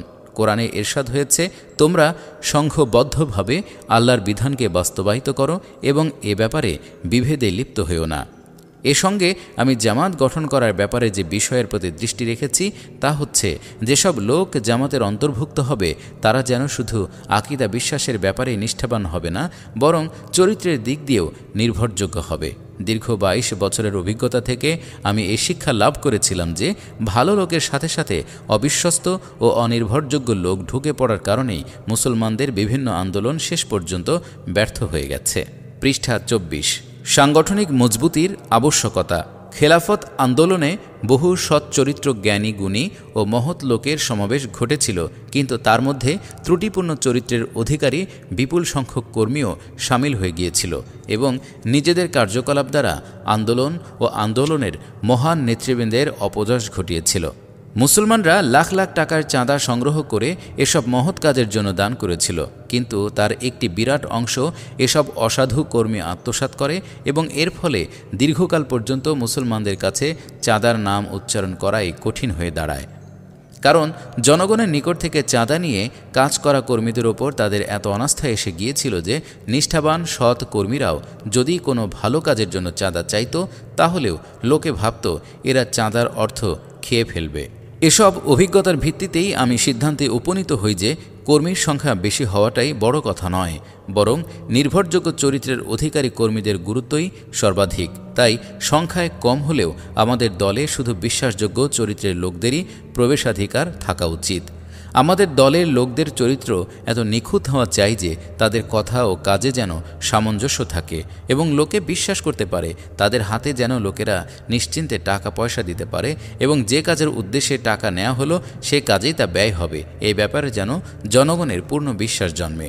আমি আমার দীর্ঘ অভিজ্ঞতা থেকে আরও একটি সত্যের সন্ধান পাই, তা হচ্ছে মুসলমানদের আন্দোলনগুলো যে ব্যর্থ হতে দেখা যায় অথবা প্রথমে সফলকাম হয়ে চূড়ান্ত পরীক্ষায় ব্যর্থ হয়, তার একটি অন্যতম কারণ হল সাংগঠনিক দৃঢ়তার অভাব।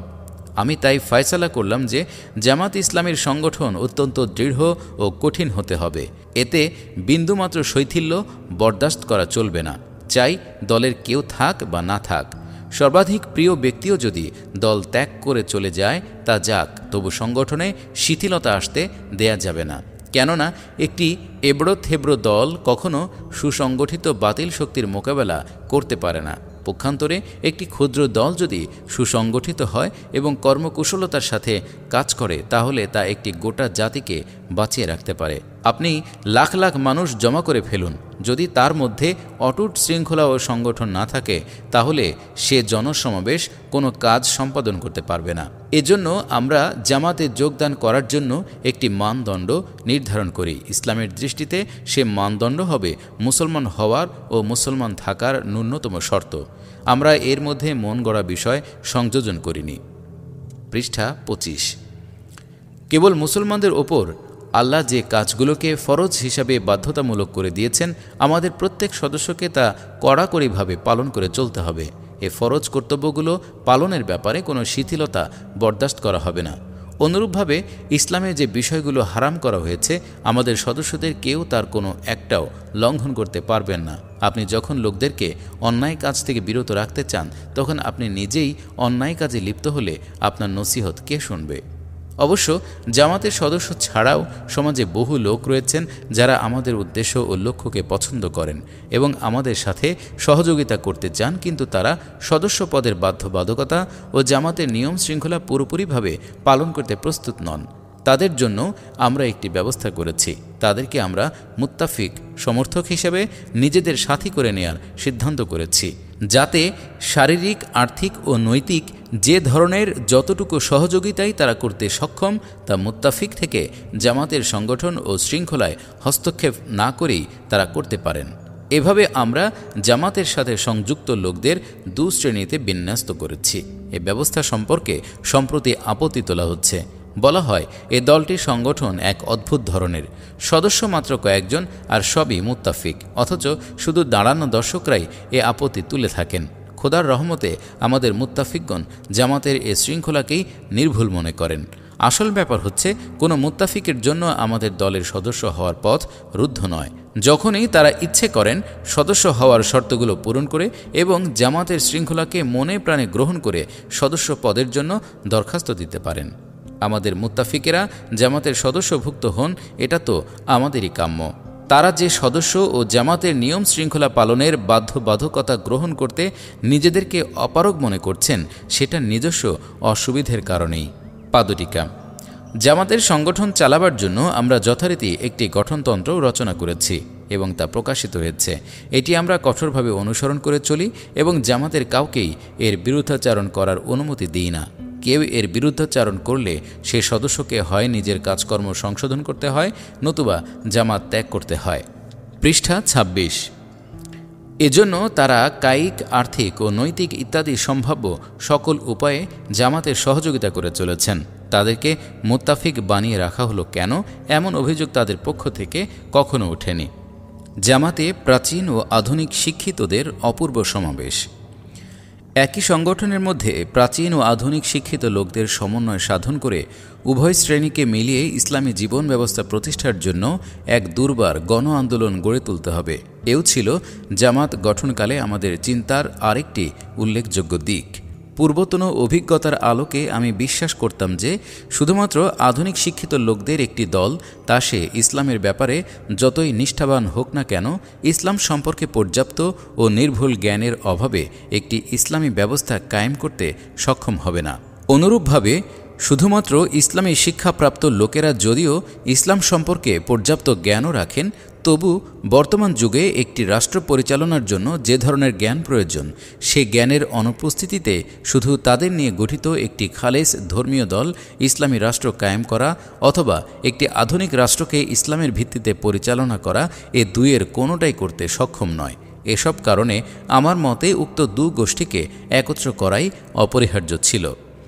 আধুনিক শিক্ষিতদের মধ্যে যারা শুধু আন্তরিকভাবে মুসলমানই নয়, বরং ইসলামের হুকুম আহকাম অনুসারে কাজ করতেও কৃত সংকল্প, যাদের মন মগজ এত পাক্কা মুমিন যে কোনো বিষয়কে মনে প্রাণে গ্রহণ করার জন্য তারা সে বিষয়ের যুক্তির মানদণ্ডে উত্তীর্ণ হওয়া জরুরি মনে করে না, এবং সেটা আল্লাহ ও আল্লাহর রসুলের নির্দেশ, এটুকুই তারা চূড়ান্ত দলিল হিসেবে যথেষ্ট বলে মনে করে। আর যখন পরিষ্কারভাবে আল্লাহ ও আল্লাহর রসুলের হুকুম বলে উপলব্ধি করতে পারে, তখন তারা নির্বিবাদে তার সামনে মস্তক অবনত করে দেয়। এ ধরনের আধুনিক শিক্ষিত প্রার্থীদের আমরা জামাতের সদস্যভুক্ত করার সিদ্ধান্ত গ্রহণ করি। পৃষ্ঠা ২৭। অনুরূপভাবে দিনদার আলেম সমাজের মধ্যে ফিরকাগত সংকীর্ণতায় নিমগ্ন নন এবং যারা অনুভব করেন যে এ যুগে ইসলামী রাষ্ট্র কায়েম করার জন্য তাদের আধুনিক শিক্ষিতদের সাথে মিলিত হয়ে কাজ করা উচিত, তাদেরকেও আমরা জামাতের সংগঠনে সামিল করে দেই। মাযহাব ও ফেরকা লক্ষ্য অর্জনের অন্তরায় নয়। প্রত্যেক ফেরকা ও মাযহাবের মুসলমানদেরকে ঐক্যবদ্ধ করার উদ্যোগ গ্রহণ জামাতের আরেকটি উল্লেখযোগ্য প্রচেষ্টা। কোরআন ও সুন্নাহকে আইনের উৎস বলে স্বীকার করাই যে প্রকৃত ইসলাম, তা সুস্পষ্ট। তাই যে ব্যক্তি এ দুটিকে আইনের উৎস বলে স্বীকার করে সেই মুসলমান। কিন্তু প্রত্যেক বিষয়ে কোরআন ও সুন্নাহর হুকুম ও ভাষ্যের একটিমাত্র ব্যাখ্যা হতে পারে না, বরং বিভিন্ন রকমের একাধিক ব্যাখ্যাও সম্ভব। এটা শুধু সম্ভবই নয়, বরং বাস্তবিক পক্ষে বিভিন্ন ব্যাখ্যা করাও হয়েছে, যার কারণে মুসলমানদের মধ্যে বিভিন্ন মাযহাবের সৃষ্টি হয়েছে। এখন আমাদের উচিত নিজেদের মধ্যে উদার ও মহান মনোভাব গড়ে তোলা।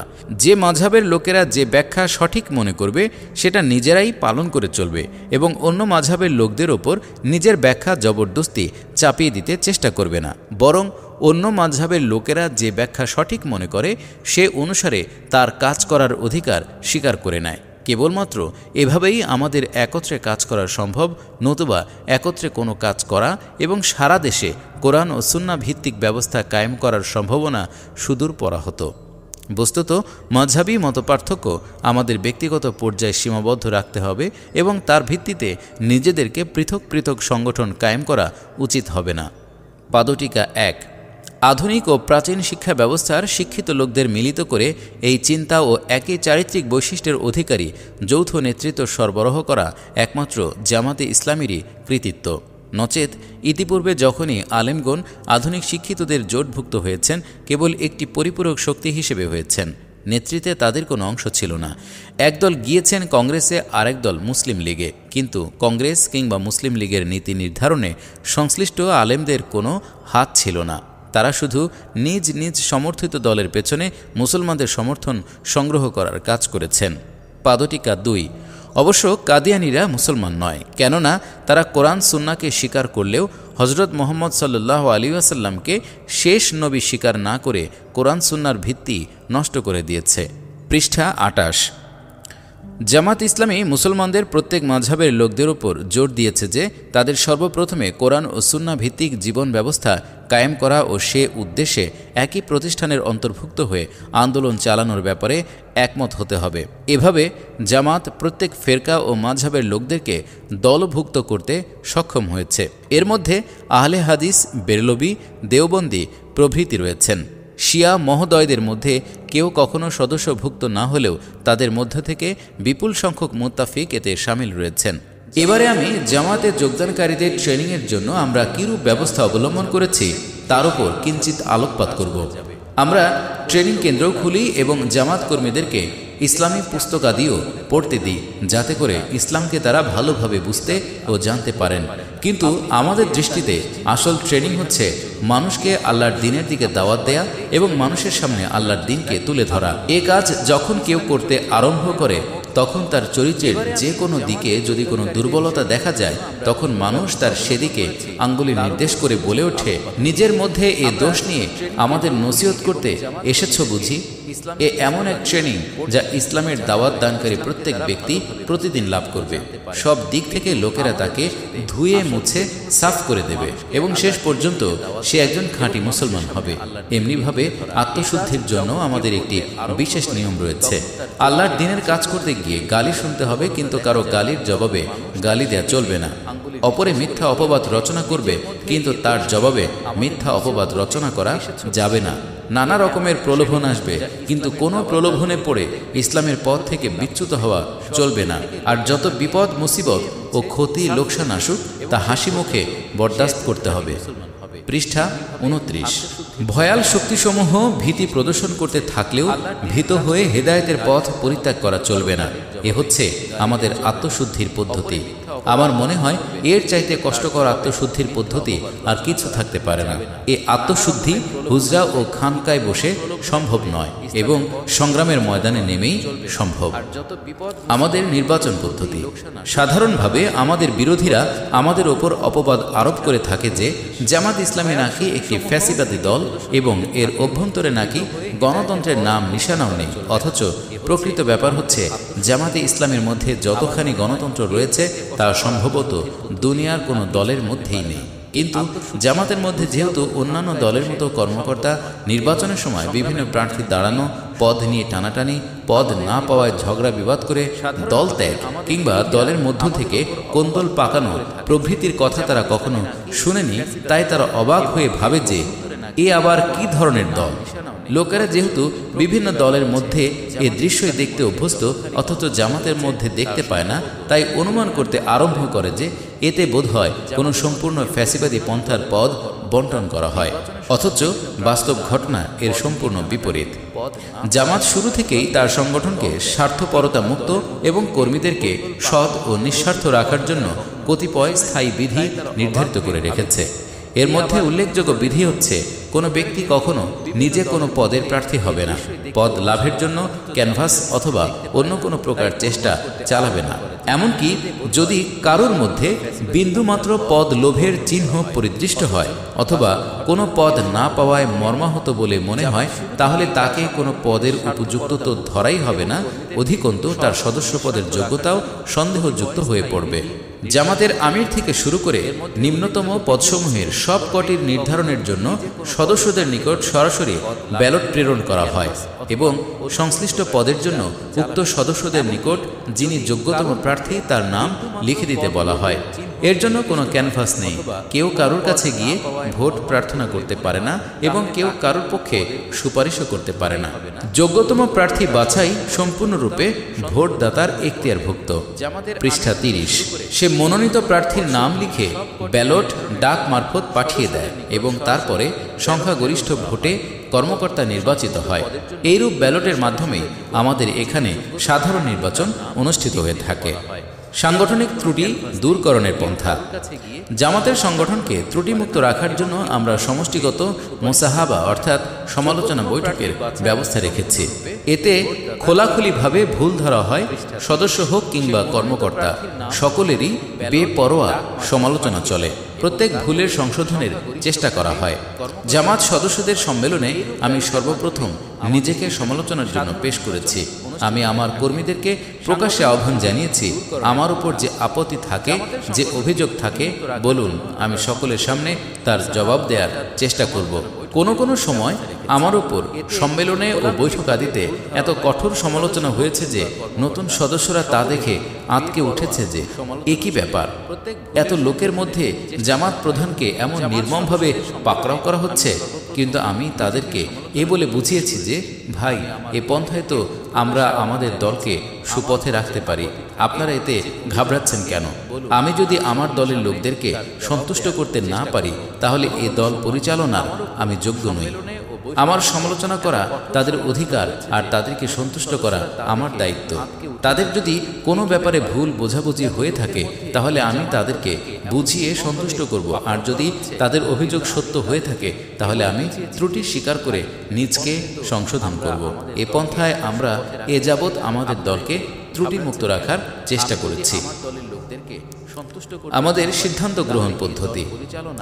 এবার জামাতের পরামর্শ গ্রহণের পদ্ধতি সম্পর্কে কয়েকটি কথা বলবো। জামাতের সমস্ত ইতিহাসে মাত্র দুবারই অধিকাংশের ভোট নিয়ে ফয়সালা করতে হয়েছে, নচেত এ যাবৎ আমরা সর্বসম্মতভাবেই সব ব্যাপারে সিদ্ধান্ত গ্রহণ করেছি। মজলিসে শুরার মাত্র একজন সদস্য আমাদের সকলের মতামতে সন্তুষ্ট হতে পারেননি বলে আমি অনেক সময় কয়েকদিন পর্যন্ত একই ব্যাপারে আলোচনা অব্যাহত রেখেছি। পৃষ্ঠা 31। এমন বহুবার হয়েছে যে মজলিসে শুরার সদস্যরা আলোচনার দীর্ঘ সূত্রিতায় অতিষ্ঠ হয়ে দাবি করে বসতেন যে ভোট গ্রহণ করে অধিকাংশের মতানুসারে ফয়সালা করা হোক। কিন্তু আমি তাদেরকে বুঝিয়েছি যে আমরা যে কাজ নিয়ে অগ্রসর হচ্ছি তার জন্য সমগ্র জামাতের পূর্ণ ঐকমত্য সহকারে চলা প্রয়োজন। এজন্য মজলিসে শুরার কোনো এক ব্যক্তির মনেও যদি কোনো সংশয় থেকে থাকে তবে তা দূর করার জন্য শেষ মুহূর্ত পর্যন্ত চেষ্টা করুন, আর কেবলমাত্র অনন্যপায় অবস্থায় ভোট নিয়ে ফয়সালা করুন। এজন্য আমাদের মজলিসে শুরায় যখন যে ফয়সালা হয়েছে সমগ্র জামাত পূর্ণ আত্মতৃপ্তির সাথে তা বাস্তবায়িত করেছে। জামাত ইসলামের মজলিসে শুরাকে জামাত সদস্যরা তাদের প্রত্যক্ষ ভোটে নির্বাচন করে, এতে কোনো এক ব্যক্তি মনোনীত হন না। বর্তমান মজলিসে শুরার পূর্ব পাকিস্তান থেকে আলেমদের সংখ্যা 5 জন, বিএ 3 জন, এমএ 2 জন এবং ইঞ্জিনিয়ার 1 জন। পশ্চিম পাকিস্তান থেকে আলেম 17 জন, বিএ 5 জন, বিএ বিএড 1 জন, এলএলবি 2 জন, এমএ 1 জন, এমকম 1 জন এবং বিএসসি ডিগ্রি 1 জন। এই পরিসংখ্যান থেকে বোঝা যাচ্ছে যে মজলিসের শুরায় আলেম ও আধুনিক শিক্ষিতদের অপূর্ব সমাবেশ ঘটেছে এবং তারা সম্মিলিতভাবে সিদ্ধান্ত গ্রহণ করেন। রাষ্ট্র পরিচালনায় জামাত পূর্ণরূপে সমর্থ। এমনিভাবে জামাত জাতীয় পরিষদের জন্য যেসব প্রার্থী মনোনীত করেছে তাদের মধ্যে কী ধরনের যোগ্যতা সম্পন্ন লোক রয়েছে তাও আমি আপনাদের সামনে ব্যক্ত করছি। অনেকে বলে বেড়াচ্ছেন যে এই মৌলবীরা কি করে দেশ চালাবে। এবার এই মৌলবীগুলোর তালিকা দেখুন এবং চিন্তা করুন যে এরা দেশ চালাতে পারে কিনা। পূর্ব পাকিস্তান থেকে জাতীয় পরিষদের মনোনীত প্রার্থীদের মধ্যে 17 জন আলেম, 16 জন বিএ, 1 জন ইঞ্জিনিয়ার, 1 জন ব্যারিস্টার, 31 জন এলএলবি এবং 21 জন এমএ।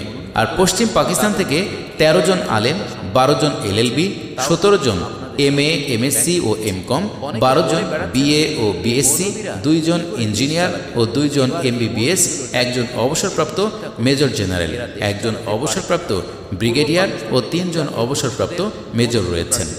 পৃষ্ঠা 32।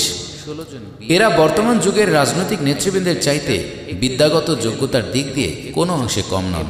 অন্তত অন্যান্য রাজনৈতিক নেতাদের সমান দক্ষতার সাথেই এরা দেশ পরিচালনা করতে পারবেন। তবে পার্থক্য হচ্ছে আমাদের এই টিমের মধ্যে ওলামাও রয়েছেন যারা তাদেরকে প্রত্যেক পদে পদে ইসলামের হুকুম আহকাম সম্পর্কে উপদেশ দিতে পারবেন।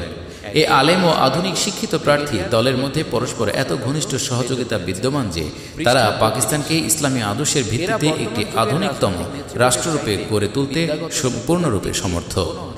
এছাড়া আরেকটি বিষয়ের দিকে আমি আপনাদের দৃষ্টি আকর্ষণ করব, তা হচ্ছে আমাদের জামাতের সংগঠন সারা দেশে পরিব্যাপ্ত। দেশের কোনো অংশ এমন নেই যেখানকার লোক জামাতে সামিল হয়নি। বাঙালি, পাঞ্জাবি, পাঠান, বেলুচি, সিন্ধি, ব্রোহি, মোট কথা পাকিস্তানের জনসংখ্যার সকল উপাদান এর মধ্যে সামিল রয়েছে। দেশের কোনো অংশের জনগণ ক্ষতিগ্রস্ত হতে পারে এমন কোনো ফয়সালা করা এর পক্ষে সম্ভব নয়। এটা কোনো সীমিত বা অঞ্চলভিত্তিক দল নয় এবং কোনো বিশেষ এলাকার ভাবাবেগকে জাগিয়ে তুলে ক্ষমতার প্রতিদ্বন্দ্বিতায় আসছে না। যেমন দল বিভিন্ন এলাকা থেকে আসছে এবং নিজ নিজ এলাকার ভাবাবেগকে জাগ্রত করে আসছে। পরিষদে পৌঁছলে তারা দেশকে ছিন্ন ভিন্ন করার সিদ্ধান্ত সহজেই গ্রহণ করতে পারবে। দেশকে ঐক্যবদ্ধ রাখার পক্ষে কোনো সিদ্ধান্ত গ্রহণ তাদের পক্ষে অসম্ভব হবে।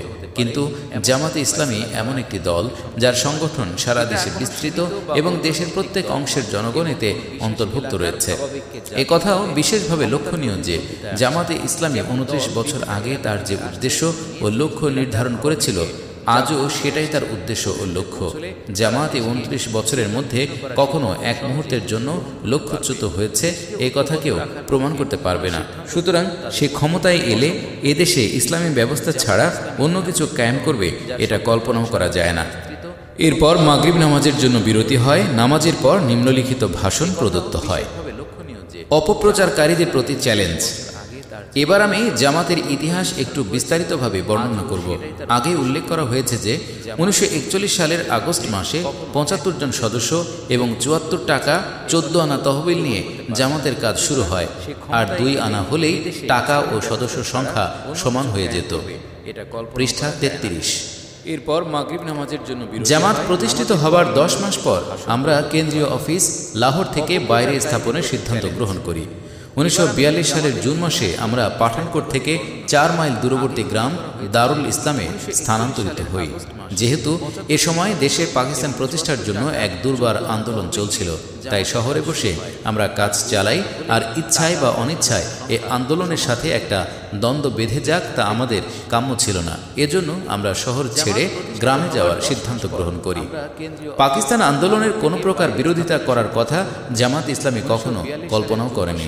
আজ যে কোনো ব্যক্তি আমাদের বিরুদ্ধে যা খুশি অপবাদ রটাক, কিন্তু জামাতের কোনো প্রস্তাব, কোনো সম্মেলনের কার্য বিবরণী এবং কোনো বিবৃতি থেকেই এ কথা প্রমাণিত হয় না যে জামাতে ইসলামী পাকিস্তানের বিরোধিতা করেছিল। আমরা শুধু চেয়েছিলাম কোনো নির্জন গ্রামে গিয়ে নিরিবিলিতে আমাদের সদস্য ও মুত্তাফিকদের ট্রেনিং দিতে ও সংগঠন মজবুত করতে। আমরা নিজেদেরকে পাকিস্তান আন্দোলনের সম্ভাব্য ব্যর্থতার পর সারা দেশে মুসলমানদের উপর যে দুর্দশা নেমে আসবে তার মোকাবেলার জন্য প্রস্তুত করছিলাম। আর পাকিস্তান আন্দোলনের সাফল্যের পর ভারত মুসলমানদের উপর যে অত্যাচার এবং পাকিস্তানে ইসলামের প্রতি যে ঔদাসীন্য প্রদর্শনের আশঙ্কা ছিল তা প্রতিহত করার জন্য আমরা প্রস্তুতি নিচ্ছিলাম। তাই আমরা নিজেদের ট্রেনিং ও সংগঠনের জন্য একটি বিশেষ পদ্ধতি গ্রহণ করেছিলাম, যা সম্ভাব্য ভবিষ্যৎ পরিস্থিতি যতই ভয়াবহ হোক না কেন আমাদের সংগঠনকে যেন বিন্দুমাত্র বিচলিত করতে না পারে এবং সংগঠন যেন যথারীতি কায়েম থাকে। আমরা অনুমান করতে পেরেছিলাম ভবিষ্যতে যে পরিস্থিতির উদ্ভব হওয়ার আশঙ্কা রয়েছে তা উন্মুক্ত হবার পর এ ধরনের সংগঠন কায়েম করা সম্ভব হবে না। এজন্য আমরা এই 6টি বছর শুধুমাত্র আমাদের সংগঠন মজবুত করার কাজে ব্যয় করি। এর সাথে আমরা পরবর্তী পরিস্থিতির জন্য উপযোগী একটি কর্মপন্থা অবলম্বন করি। জামাতের বার্ষিক সম্মেলনগুলো দেশের বিভিন্ন অংশে অনুষ্ঠান করা এবং প্রত্যেক সম্মেলনের শেষে জাতি ধর্ম নির্বিশেষে সর্বসাধারণের জন্য একটি জনসভার আয়োজন করা ছিল এই কর্মপন্থার একটি বিশেষ দিক। আমরা এসব জনসভায় হিন্দু, মুসলমান, শিখ, খ্রিস্টান, মোট কথা প্রত্যেক জাতির লোকে ডেকে আনতাম এবং তাদের সামনে ইসলামের খালেজ দাওয়াত পেশ করতাম। পৃষ্ঠা 34। কর্মপন্থা অবলম্বন করি। জামাতের বার্ষিক সম্মেলনগুলো দেশের বিভিন্ন অংশে অনুষ্ঠান করা। ইসলাম কি, তার মূলনীতি কি এবং সেসব মূলনীতি দ্বারা মানব জাতির কল্যাণ সাধন কিভাবে সম্ভব, এসব কথাই তাদেরকে আমরা ব্যাখ্যা করে বোঝাতাম। অত্যন্ত ভয়াবহ সময়ে যখন হিন্দু ও মুসলমান এবং শিখ ও মুসলমানদের মধ্যে মারাত্মক দাঙ্গা অনুষ্ঠিত হচ্ছিল, তখনও আমরা এ কাজ অব্যাহত রাখি। সে সময় জামাতে ইসলামী একমাত্র দল ছিল যা ভারতের বিভিন্ন অংশে পরস্পর দাঙ্গায় লিপ্ত জাতিসমূহকে এক সভায় মিলিত করতে পারত এবং তাদের সামনে ইসলামের দাওয়াত পেশ করত। আমরা এমন পন্থায় ইসলামের দাওয়াত পেশ করতাম যে হিন্দু, শিখ এবং ইসলামের কঠোর দুশমনও তা শুনত। 1947 সালে যখন দাঙ্গা পরিস্থিতি চরম আকার ধারণ করল এবং সারা দেশে সাংঘাতিক রকমের হানাহানি চলতে লাগলো, তখন আমি শেষবারের মতো ভারত সফর করি এবং বিভিন্ন জায়গায় বক্তৃতা দেই। 1947 সালের এপ্রিল মাসে মাদ্রাজের একটি জনসভায় বক্তৃতা প্রসঙ্গে আমি ভারতে মুসলমানদের অনাগত ভবিষ্যতের বিপদ ও কর্তব্য অত্যন্ত বিস্তারিতভাবে বিশ্লেষণ করি। আমার সে ভাষণ জামাত ইসলামীর কার্যবিবরণী ৫ম খণ্ডে রয়েছে। আমি চুলচেরা বিশ্লেষণ করে ভারতের মুসলমানদের হুঁশিয়ার করে দেই যে হিন্দু জাতীয়তাবাদ এ যাবৎ দু পায়ে খাড়া ছিল। তার এক পা হচ্ছে ইংরেজের মোকাবেলার স্বাধীনতা সংগ্রাম, আর দ্বিতীয়টি হল মুসলমানদের বিরুদ্ধে শত্রুতা। দেশ বিভাগের পর এর একটা আপনা আপনি খসে পড়বে, কেননা ইংরেজ জাতির মোকাবেলায় আজাদী সংগ্রামের আর প্রয়োজন থাকবে না। এরপর এ জাতীয়তা শুধু এক পায়ে খাড়া থাকবে, আর তা হচ্ছে মুসলিম বৈরিতা। হিন্দু জাতীয়তাবাদ তার এই পাটা বহাল রাখার যথাসাধ্য চেষ্টা করবে। এজন্য সে মুসলমানদের উপর সব রকমের জুলুম অত্যাচার চালাবে এবং এসব দীর্ঘকাল পর্যন্ত মুসলমানদের বরদাস্ত করতে হবে। কিন্তু এরপর আপনারা জেনে রাখুন, হিন্দু জাতের মধ্যে যে অভ্যন্তরীণ সব বিরোধিতা বর্তমান রয়েছে, শেষ পর্যন্ত তা বেরিয়ে পড়বে এবং এসব সব বিরোধিতার কারণে এ জাতীয়তাবাদ আপনা আপনি মৃত্যুবরণ করবে। সে সময় পর্যন্ত আপনাদের ধৈর্য ধারণ করতেই হবে।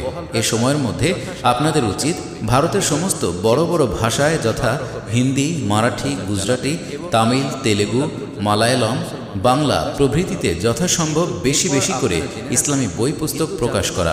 এদেশের বড় বড় ভাষায় যদি আপনারা ইসলামী পুস্তক প্রকাশ করেন, তাহলে আপনাদের ভবিষ্যৎ বংশধর যেমন ইসলাম সম্পর্কে জ্ঞাত থাকবে, তেমনি হিন্দুদের মধ্যে ইসলামের প্রসার ঘটবে। পৃষ্ঠা ৩৫।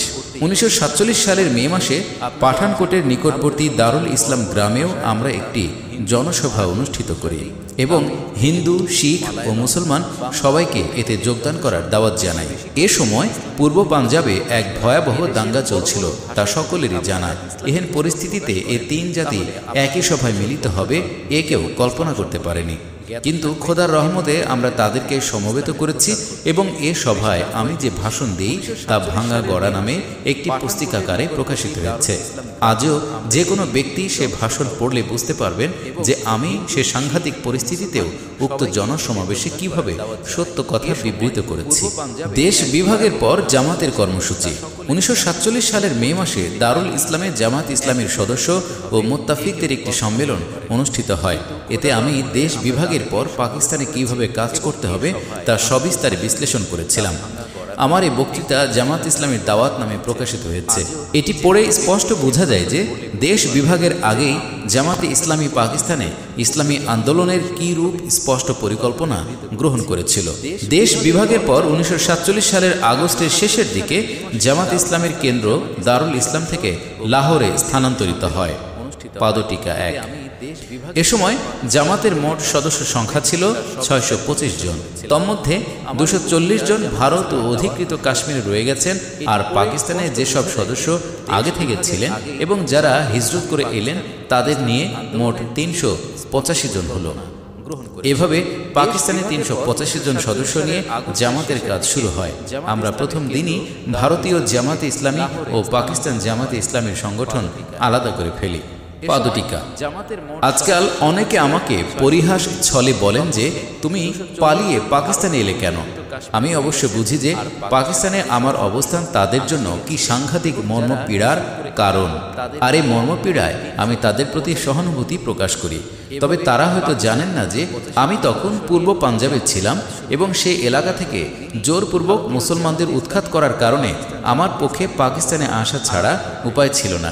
এরূপ না হলে আমি অবশ্যই ভারতীয় জামাতে ইসলামীর কাঁধে কাঁধ মিলিয়ে ভারতীয় মুসলমানদের সেবায় আত্মনিয়োগ করতাম। তবুও পাকিস্তানের জামাত কর্মীরা তো আর চুপ করে বসে থাকতো না। তারা আজকাল যে দায়িত্ব পালন করছেন তা আমি না এলেও করতেন, এবং যে কাজের দরুন এ ভদ্রলোকেরা মর্মপীড়ায় ভুগছেন তা না হয়ে যেত না। পৃষ্ঠা 36। কেননা এ দুটোর মধ্যে যোগাযোগের কোনো সম্ভাবনা ছিল না। পরের সংবাদপত্রের মাধ্যমে জানা যায় যে অধিকৃত কাশ্মীরের সংগঠনও ভারতীয় জামাত থেকে পৃথক করে ফেলা হয়েছে। দেশ বিভাগের পর মাত্র কয়েক মাস অতিবাহিত না হতেই দেখা গেল দেশ বিভাগের আগে আমরা যেসব আশঙ্কা প্রকাশ করেছিলাম তা সত্য প্রমাণিত হচ্ছে। যে ধরনের পরস্পর বিরোধী চরিত্রের অধিকারী লোকেরা একত্র হয়ে পাকিস্তান আন্দোলন পরিচালনা করছিলেন তা দেখে আমরা পাকিস্তান হবার পরবর্তী অবস্থা উপলব্ধি করতে পেরেছিলাম। বাস্তবেও দেখা গেল তাই হচ্ছে। আজ 23 বছর পর আমরা পূর্ণ দৃঢ়তার সাথে বলতে পারি যে দেশ বিভাগের কয়েক বছর আগে আমরা যা বলেছিলাম তার প্রত্যেকটি এক এক করে সত্য প্রমাণিত হয়েছে। এখন কারোর সাধ্য নেই আমাদের দাবিকে মিথ্যা প্রতিপন্ন করে। দেশ বিভাগের পর আমরা পাকিস্তানে এসে সর্বপ্রথম মুহাজিরদের সেবায় আত্মনিয়োগ করি।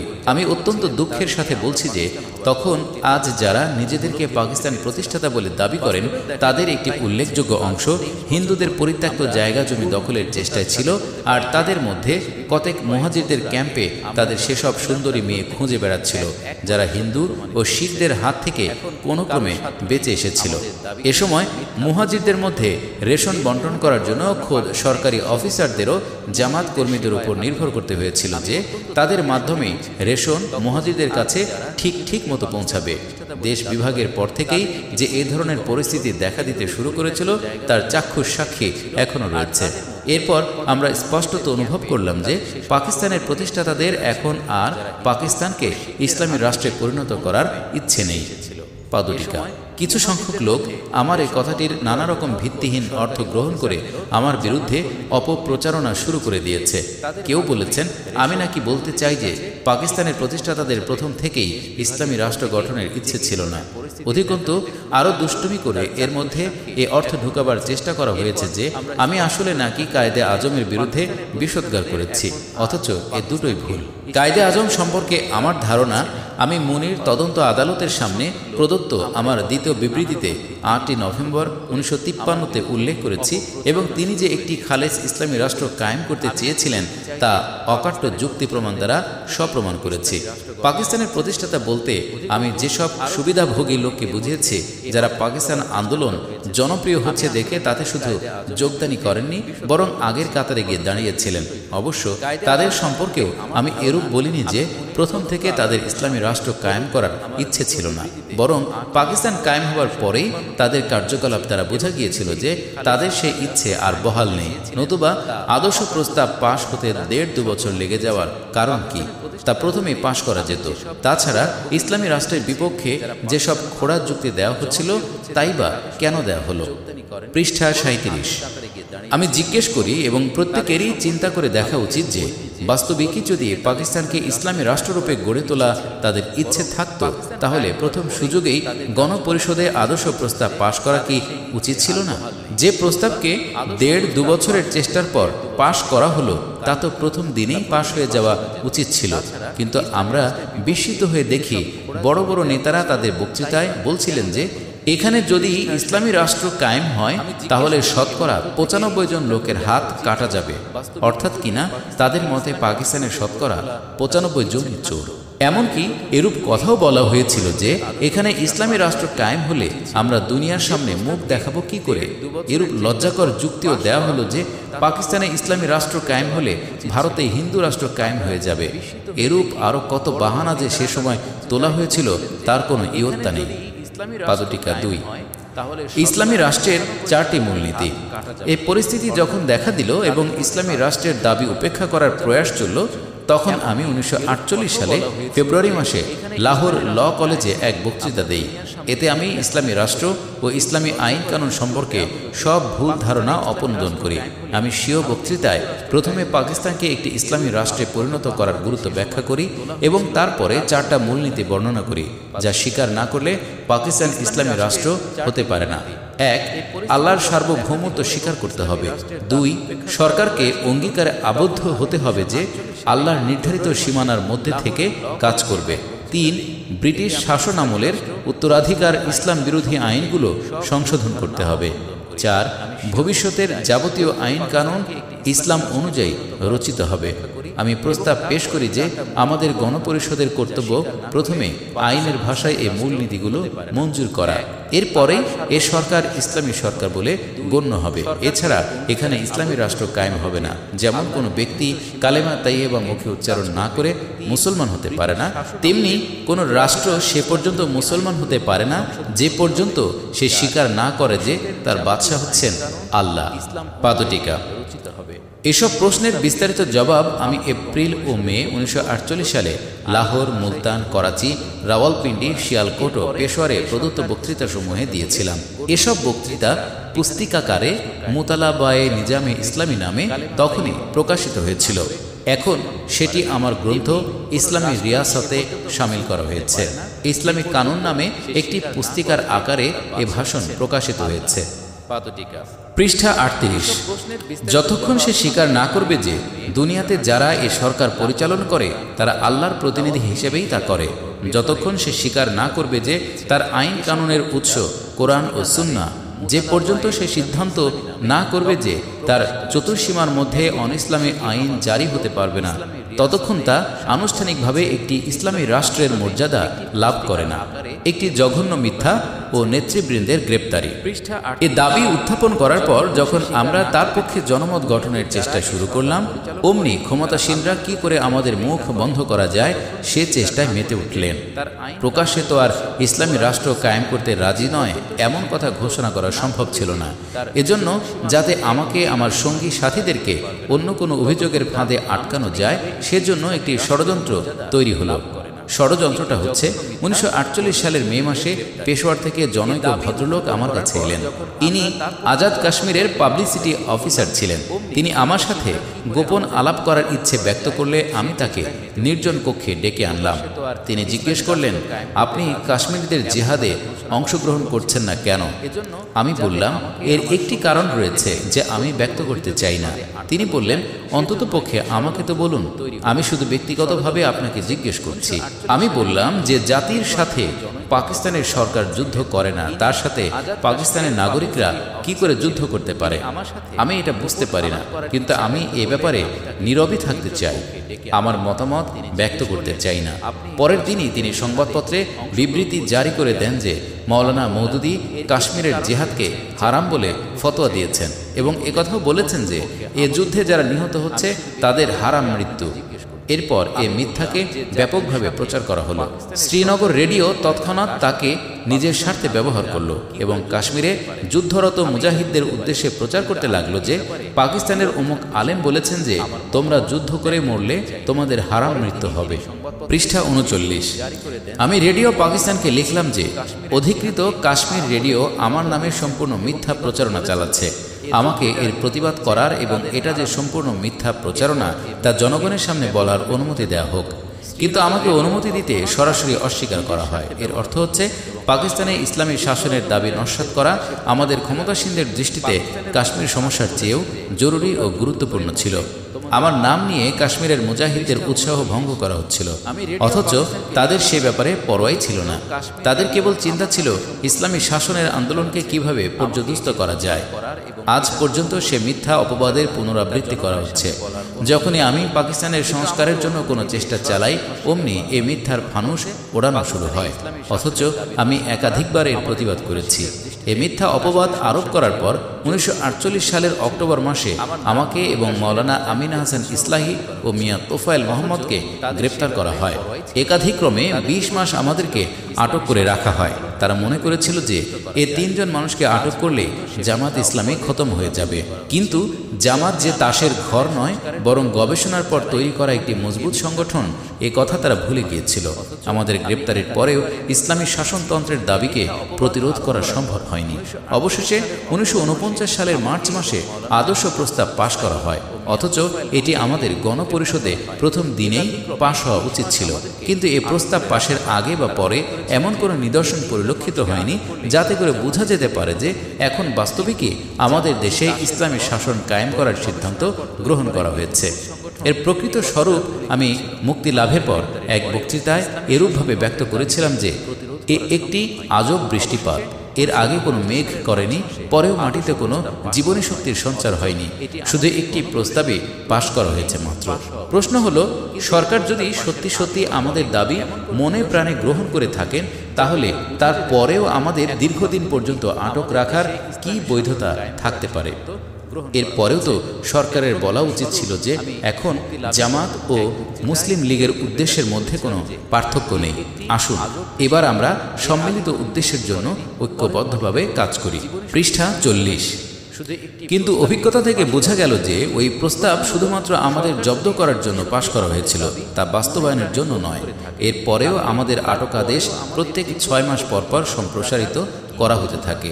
এ সময় অন্য একটি আদালত কোনো মামলার রায় দেয় যে একজন মানুষের আটকাদেশ 3 বারের বেশি মেয়াদ বৃদ্ধি করা চলে না। এ রায়ের ফলে নেহায়েত ঘটনাক্রমে আমরা মুক্তি পেয়ে গেলাম। নচেত আদর্শ প্রস্তাব পাশকারীদের এরূপ ইচ্ছে ছিল না যে সারা জীবনেও কোনোদিন আমাদের জেল থেকে বের হতে দেবে। খতমে নবুয়তের আন্দোলন ইসলামী শাসনতন্ত্র বানচালের ষড়যন্ত্র। জেল থেকে মুক্তি লাভের পর আমরা পুনরায় দাবি তুলি যে এখন আদর্শ প্রস্তাবের ভিত্তিতে শাসনতন্ত্র রচনা করতে হবে। খাজা নাজিমুদ্দিন মরহুমের আমলে শাসনতন্ত্র রচনার কাজ শুরু হয়েছিল, কিন্তু তার গতিরোধ করার জন্য আবার এক চক্রান্ত করা হয় এবং 1953 সালে জামাত ইসলামের উপর তৃতীয় হামলা চালানো হয়। আমি স্পষ্ট করে বলতে চাই যে ইসলামী শাসনতন্ত্রের দাবি ধামাচাপা দেওয়ার জন্য খতমে নবুয়তের আন্দোলন পাকিয়ে তোলা হয়েছিল। মুনির রিপোর্ট থেকে এ সত্য স্পষ্ট হয়ে গেছে এবং আমি এ সম্পর্কিত সমস্ত তথ্য আমার গ্রন্থ কাদিয়ানী সমস্যায় বিস্তৃতভাবে বর্ণনা করেছি। এ সময় খতমে নবুয়ত আন্দোলনের নেতৃবৃন্দকে বহু বোঝানো হয় যে আল্লাহর ওয়াস্তে একবার শাসনতন্ত্রটা পাশ হতে দিন এবং এরপরে আপনারা এ সমস্যা তুলবেন। পাদটিকা। 1948 সালের এপ্রিল ও মে মাসে আমি দেশের বিভিন্ন স্থানের জনসভায় যেসব বক্তৃতা করি তাতে আমি একথাই বলেছিলাম। আমি আমার মুসলিম লীগ ভাইদের বলতে চাই, আপনারা ইসলামী রাষ্ট্র কায়েম করার কথা বলে পাকিস্তান চেয়েছিলেন। আপনারা সবকিছু ইসলামের নামেই করেছিলেন। এখন আপনাদের পরীক্ষা সমাগত। এই পরীক্ষায় উত্তীর্ণ হতে হলে এ দাবিকে নিজেদের দাবিতে পরিণত করুন। একে মুসলিম লীগের আঞ্চলিক সংগঠনগুলো দ্বারা পাশ করিয়ে নিন, অতঃপর প্রাদেশিক লীগে এটি তুলুন। যারা এ দাবিতে একমত হবে না তাদেরকে বের করে দিন। এখন কমিউনিস্ট নাস্তিক ধরনের লোকদের মুসলিম লীগের উপর কর্তৃত্ব ফলাবার কোনো অধিকার নেই। যদি এ দুটো কাজ সম্পন্ন হয়ে যায়, দাবি মেনে নেওয়া ও ইসলাম বিরোধী লোকদের বের করে দেয়া, তাহলে মুসলিম লীগ ও জামাত ইসলামীতে কোনো পার্থক্য থাকে না, উভয়টি প্রায় এক হয়ে যায়। আমার গ্রন্থ ইসলামী রিয়াসাত দেখুন, সংস্করণ 1962, পৃষ্ঠা 387। পৃষ্ঠা 41। খাজা নাজিমুদ্দিনের রিপোর্ট তৈরি হয়ে গিয়েছিল। শাসনতন্ত্র পাশ হতে আর বেশি বিলম্ব ছিল না।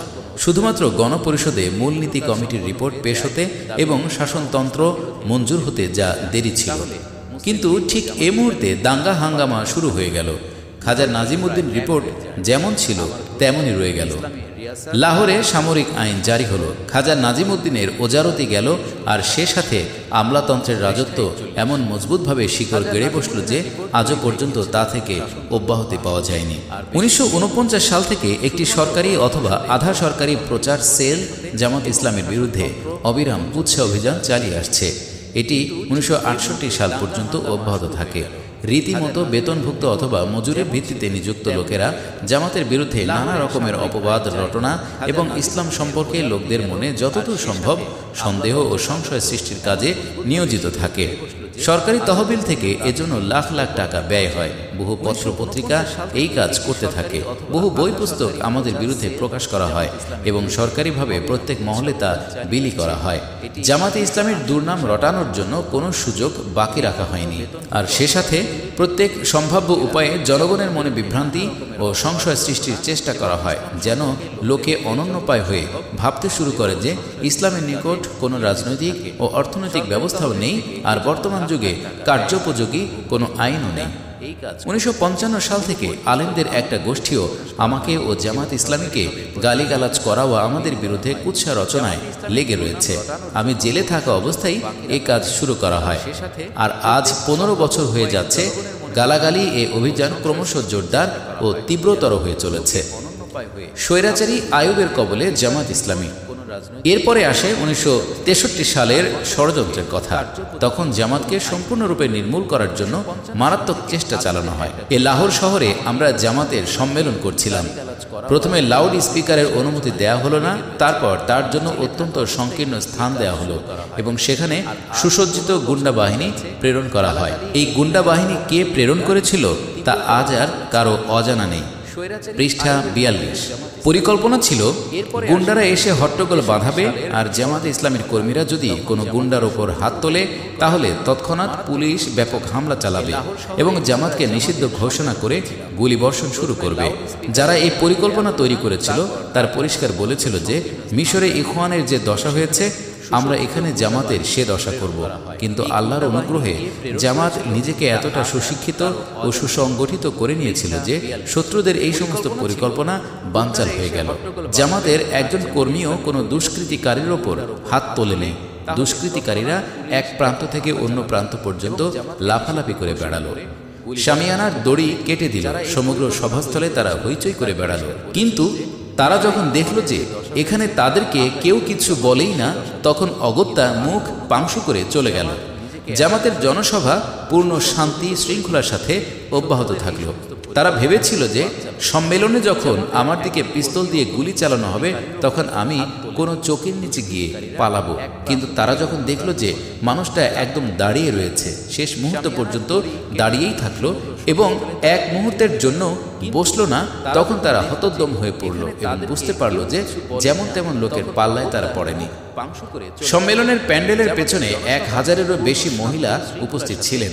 দুষ্কৃতিকারীরা তাদের শিবিরেও বোতল ইত্যাদি নিক্ষেপ করে, অথচ তাদের মধ্যে কোনো বিব্রত বোধ পরিদৃষ্ট হয়নি। এই হাঙ্গামার মধ্যে আমাদের জনৈক কর্মী আল্লাহ বক্সকে শহীদ করে দেয়া হয়। তার স্ত্রী ও মেয়ে মহিলাদের শিবিরে উপস্থিত ছিলেন। তারা যখন আপন পিতা ও স্বামীর শাহাদাতের খবর জানতে পারেন তখন তারা কোনো আহাজারি পর্যন্ত করেননি, বরং পূর্ণ ধৈর্যের সাথে বিছানাপত্র বেঁধে শহীদের লাশ নিয়ে রওনা হয়ে গেলেন। আমি সে সময় আমার বক্তৃতায় বলেছিলাম যে আমরা দুনিয়ার কোনো আদালতে এ খুনের বিচার চাইব না। এ খুনের মামলা অন্য এক জায়গায় দায়ের হয়ে গেছে এবং এর ফয়সালা ইনশাআল্লাহ সেখান থেকেই হবে। শেষ পর্যন্ত সেই অদৃশ্য আদালত থেকে মামলার এমন আদর্শ বিচার হলো যে খুব কম জালেমি তার জুলুমের এমন সাংঘাতিক পরিণতি দেখেছে। পৃষ্ঠা 43। জামাতকে বেআইনি ঘোষণা। এই চক্রান্ত যখন ব্যর্থতায় পর্যবসিত হলো তখন অবশেষে 1964 সালে জামাত ইসলামীকে হঠাৎ বেআইনি ঘোষণা করা হলো। জামাত ইসলামী 1962 সালের শাসনতন্ত্রে মৌলিক অধিকারের নিশ্চয়তা বিধানের দাবিতে সমগ্র দেশব্যাপী একটি দুর্বার স্বাক্ষর অভিযান পরিচালনা করে। এই অভিযানের ফলে মৌলিক অধিকারের দাবি তারা মেনে নিতে বাধ্য হয়েছিল, কিন্তু আইনের খসড়া বিল পরিষদে গৃহীত হওয়া সত্ত্বেও প্রেসিডেন্ট ইচ্ছাপূর্বক তাতে স্বাক্ষর দিতে বিলম্ব করেন।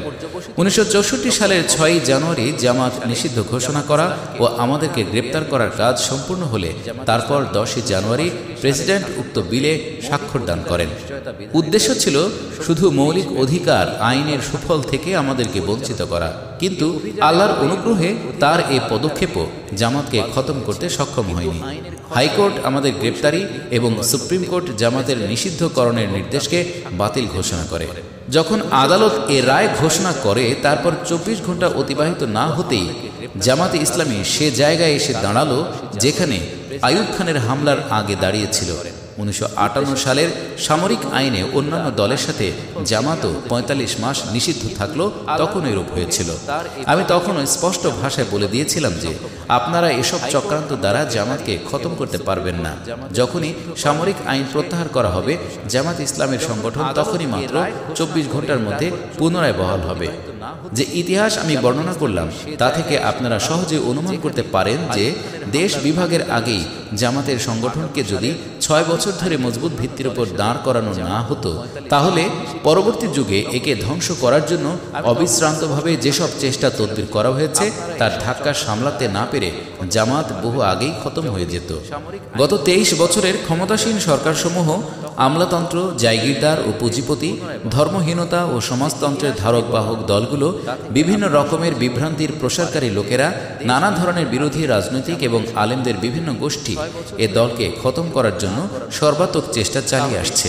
এমনকি এমন এক সময়ও অতিবাহিত হয়েছে যখন সমস্ত সংবাদপত্র জগৎ জামাতের বিরুদ্ধে প্রচারণা চালিয়েছে এবং কোনো একটিও জামাতের পক্ষে সমর্থন করেনি। তা সত্ত্বেও জামাত শুধু বেঁচেই থাকেনি এবং তার কদম সামনে এগিয়ে চলেছে এবং কোনো শক্তি তার গতি স্তব্ধ করতে পারেনি। এটা সম্পূর্ণরূপে আল্লাহর রহমত ও অনুগ্রহের ফল, যার জন্য শুকর আদায় করা আমাদের অবশ্য কর্তব্য। পৃষ্ঠা 44। জাতীয় কল্যাণে জামাতের অবদান। এবার জামাত গত 29 বছরে জাতির কল্যাণের জন্য কি কি কাজ করেছে আমি তার একটা বিবরণ পেশ করতে চাই। জামাতের সবচেয়ে গুরুত্বপূর্ণ কীর্তি হল সে এক বিশাল ও ব্যাপক সাহিত্য জগৎ সৃষ্টি করেছে। ইসলামের বিভিন্ন দিক সম্পর্কে হাজার হাজার বই পুস্তক প্রকাশ করেছে। জামাতের এসব বই পুস্তক ইসলামের সভ্যতা, ন্যায়ানুগত্য ও তার কার্যোপযোগিতা সম্পর্কে আধুনিক শিক্ষিত শ্রেণীকে সম্পূর্ণরূপে সন্তুষ্ট করতে এবং পাশ্চাত্য শিক্ষা ও সভ্যতা তাদের মন মগজে যেসব সন্দেহ, সংশয় ও বিভ্রান্তির জাল বুনেছে তার সবই অতি সুন্দরভাবে অপনোদন করতে সক্ষম। জামাত ইসলামী শুধু বক্তৃতার খই ফুটিয়ে গড়ে ওঠা আন্দোলন নয়, বক্তৃতা তো বাতাসে উড়ে যায়। জামাত ইসলামী এক মজবুত সাহিত্যের ভিত্তিতে গড়ে উঠেছে, যে সাহিত্য ইনশাআল্লাহ এদেশে বহু শতাব্দী পর্যন্ত কায়েম থাকবে। গত 29 বছরে এই সাহিত্য লাখ লাখ পরিবারে গিয়ে পৌঁছেছে, লাখ লাখ মানুষ তা পড়েছে এবং ইনশাআল্লাহ ভবিষ্যতে পড়বে। এই সাহিত্য যেখানেই গেছে সেখানে মানুষের মন মগজের মধ্যে এত গভীরভাবে শিকড় বিস্তার করেছে যে খোদার অনুগ্রহে এখন আর কারোর সাধ্য নেই তা কারোর মন মগজের মধ্য থেকে টেনে বের করে। শিক্ষিত জনগণের একটি বিরাট অংশ এখন বিশ্বাস করতে শুরু করেছে যে ইসলামী আদর্শের ভিত্তিতে একটি আধুনিকতম রাষ্ট্র পরিচালনা করা সম্পূর্ণ সম্ভব।